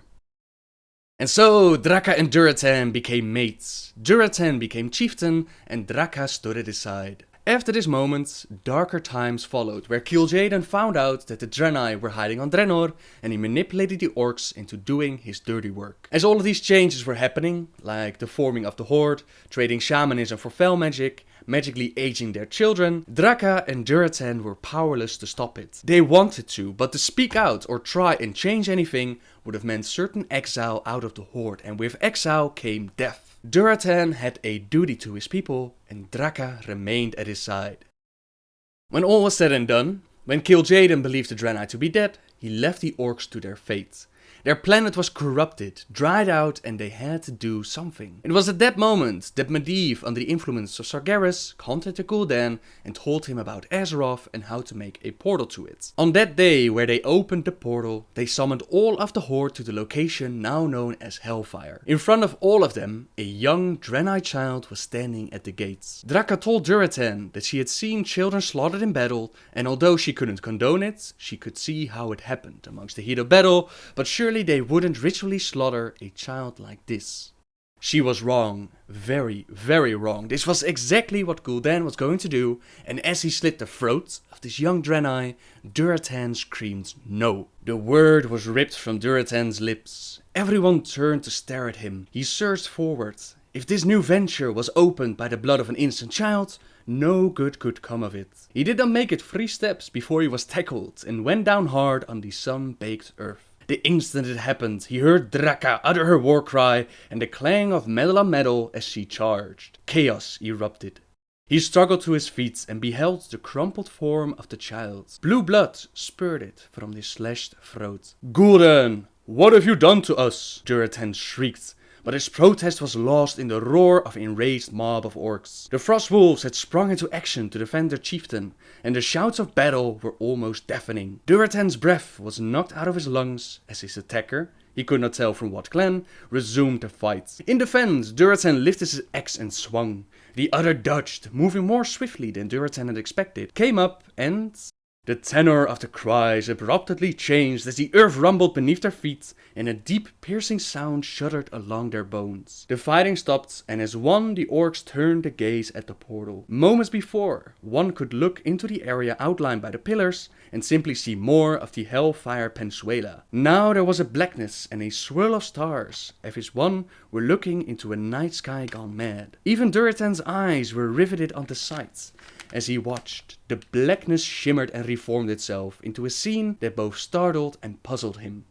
There's a bit of a gap in the story after this moment, but what we do know is that Durotan amongst the other orcs were cheering for this portal. You have to understand that Outland was corrupted, dried out, the orcs were starving, they needed to do something, so even someone like Durotan was pro for the invasion. The next thing that we hear about Draka is after they step through the portal into Azeroth. Gul'dan in the meantime has exiled the Frostwolf clan, and I believe that this was for Durotan speaking out against him as he sacrificed his child. Durotan also found out about the Shadow Council, about Gul'dan's plans with the Hordes, that it was all just a plan to give Gul'dan more power. He needed to do something against this, so he told his mate, he told Draka, that he was going to see the other war chiefs, that he was first going to meet with Orgrim, and he was going to tell about Gul'dan's duplicity. He told Draka that she needed to stay behind, that she needed to take care of their son, Thrall, but she refused. She slashed his face, she spit in it, and she told him that she was Draka, daughter of Kelkar, son of Rakish. No one forbids me to follow my mates, not even Durotan himself. I come with you, I stand by you, I shall die if need be. She spat at him. As he wiped the mixture of spittle and blood from his face, his heart swelled with love for his female. He had been right to choose her as his mate, to be the mother of his sons. Was there ever a more fortunate male in all of Orc history? He did not think so. Little did they know that their meeting with Orgrim would mean their deaths. They managed to tell Orgrim everything they knew, and Orgrim believed their word. He would take care of things, he would talk to the other chieftains, but for now, the Frostwolf clan, Durotan and Draka, they needed to lay low. He sent them away with one of his own, but that orc was a spy within Orgrim's clan, and he led Draka and Durotan right into the hands of Gul'dan's assassins. Before he could even grasp the hilt, the assassins were upon him. Dimly, Durotan heard Draka's shrill scream of rage, but could spare no instant to turn to her aid. Out of the corner of his eye, he saw Sharptooth spring up on one of the intruders, knocking him to the earth. They had come silently, with none of the pride in the hunt that was so integral to Orcish honor. These were assassins, the lowest of the low, the worm beneath the foot. Except these worms were everywhere, and though their mouths remained closed in their unnatural silence, their weapons spoke with a purposeful tongue. An axe bit deep into Durotan's left eye and he fell. Warm blood flowed down his leg as he twisted and reached with his bare hands, trying desperately to throttle his would-be murderer. He stared up into a face frighteningly devoid of good, honest orc rage, indeed of any emotion at all. His adversary lifted the axe again, and with every ounce of strength left to him, Durotan's hands closed on the orc's throat. Now the worm did show emotion as he dropped the axe, trying to pry Durotan's thick, powerful fingers from his neck. A brief, sharp howl, then silence. Sharptooth had fallen. Durotan did not need to look to see. He still heard his mate grunting obscenities at the orcs who, he knew, would slay her. And then a noise that sent fear shivering through him split the air. His infant son cry of terror. They shall not kill my son. The thought gave Durotan new strength, and with a roar, despite the lifeblood ebbing from the severed artery in his leg, he surged upward and managed to get his foe beneath his huge bulk. Now the assassin squirmed in genuine terror. Durotan pressed hard with both hands and felt the satisfying snap of neck beneath his palms.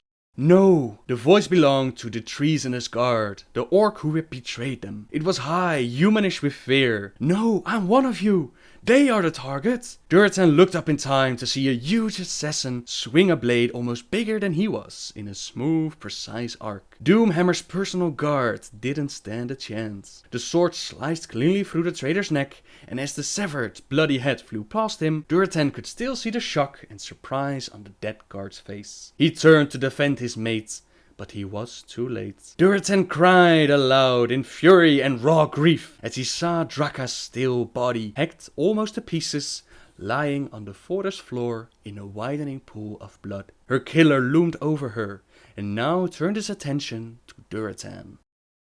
And so Draka's story ends. A fragile, pale child who turned herself into a warrior. A warrior who would become the mate of Durotan and give birth to Thrall. Thrall's journey would lead him to saving the world several times, and in the next expansion we're going to meet his parents, and hopefully they'll do Draka justice and give her the part in the story that she deserves. The same goes for the coming WoW movie, but we can only wait and see what they're going to do with her.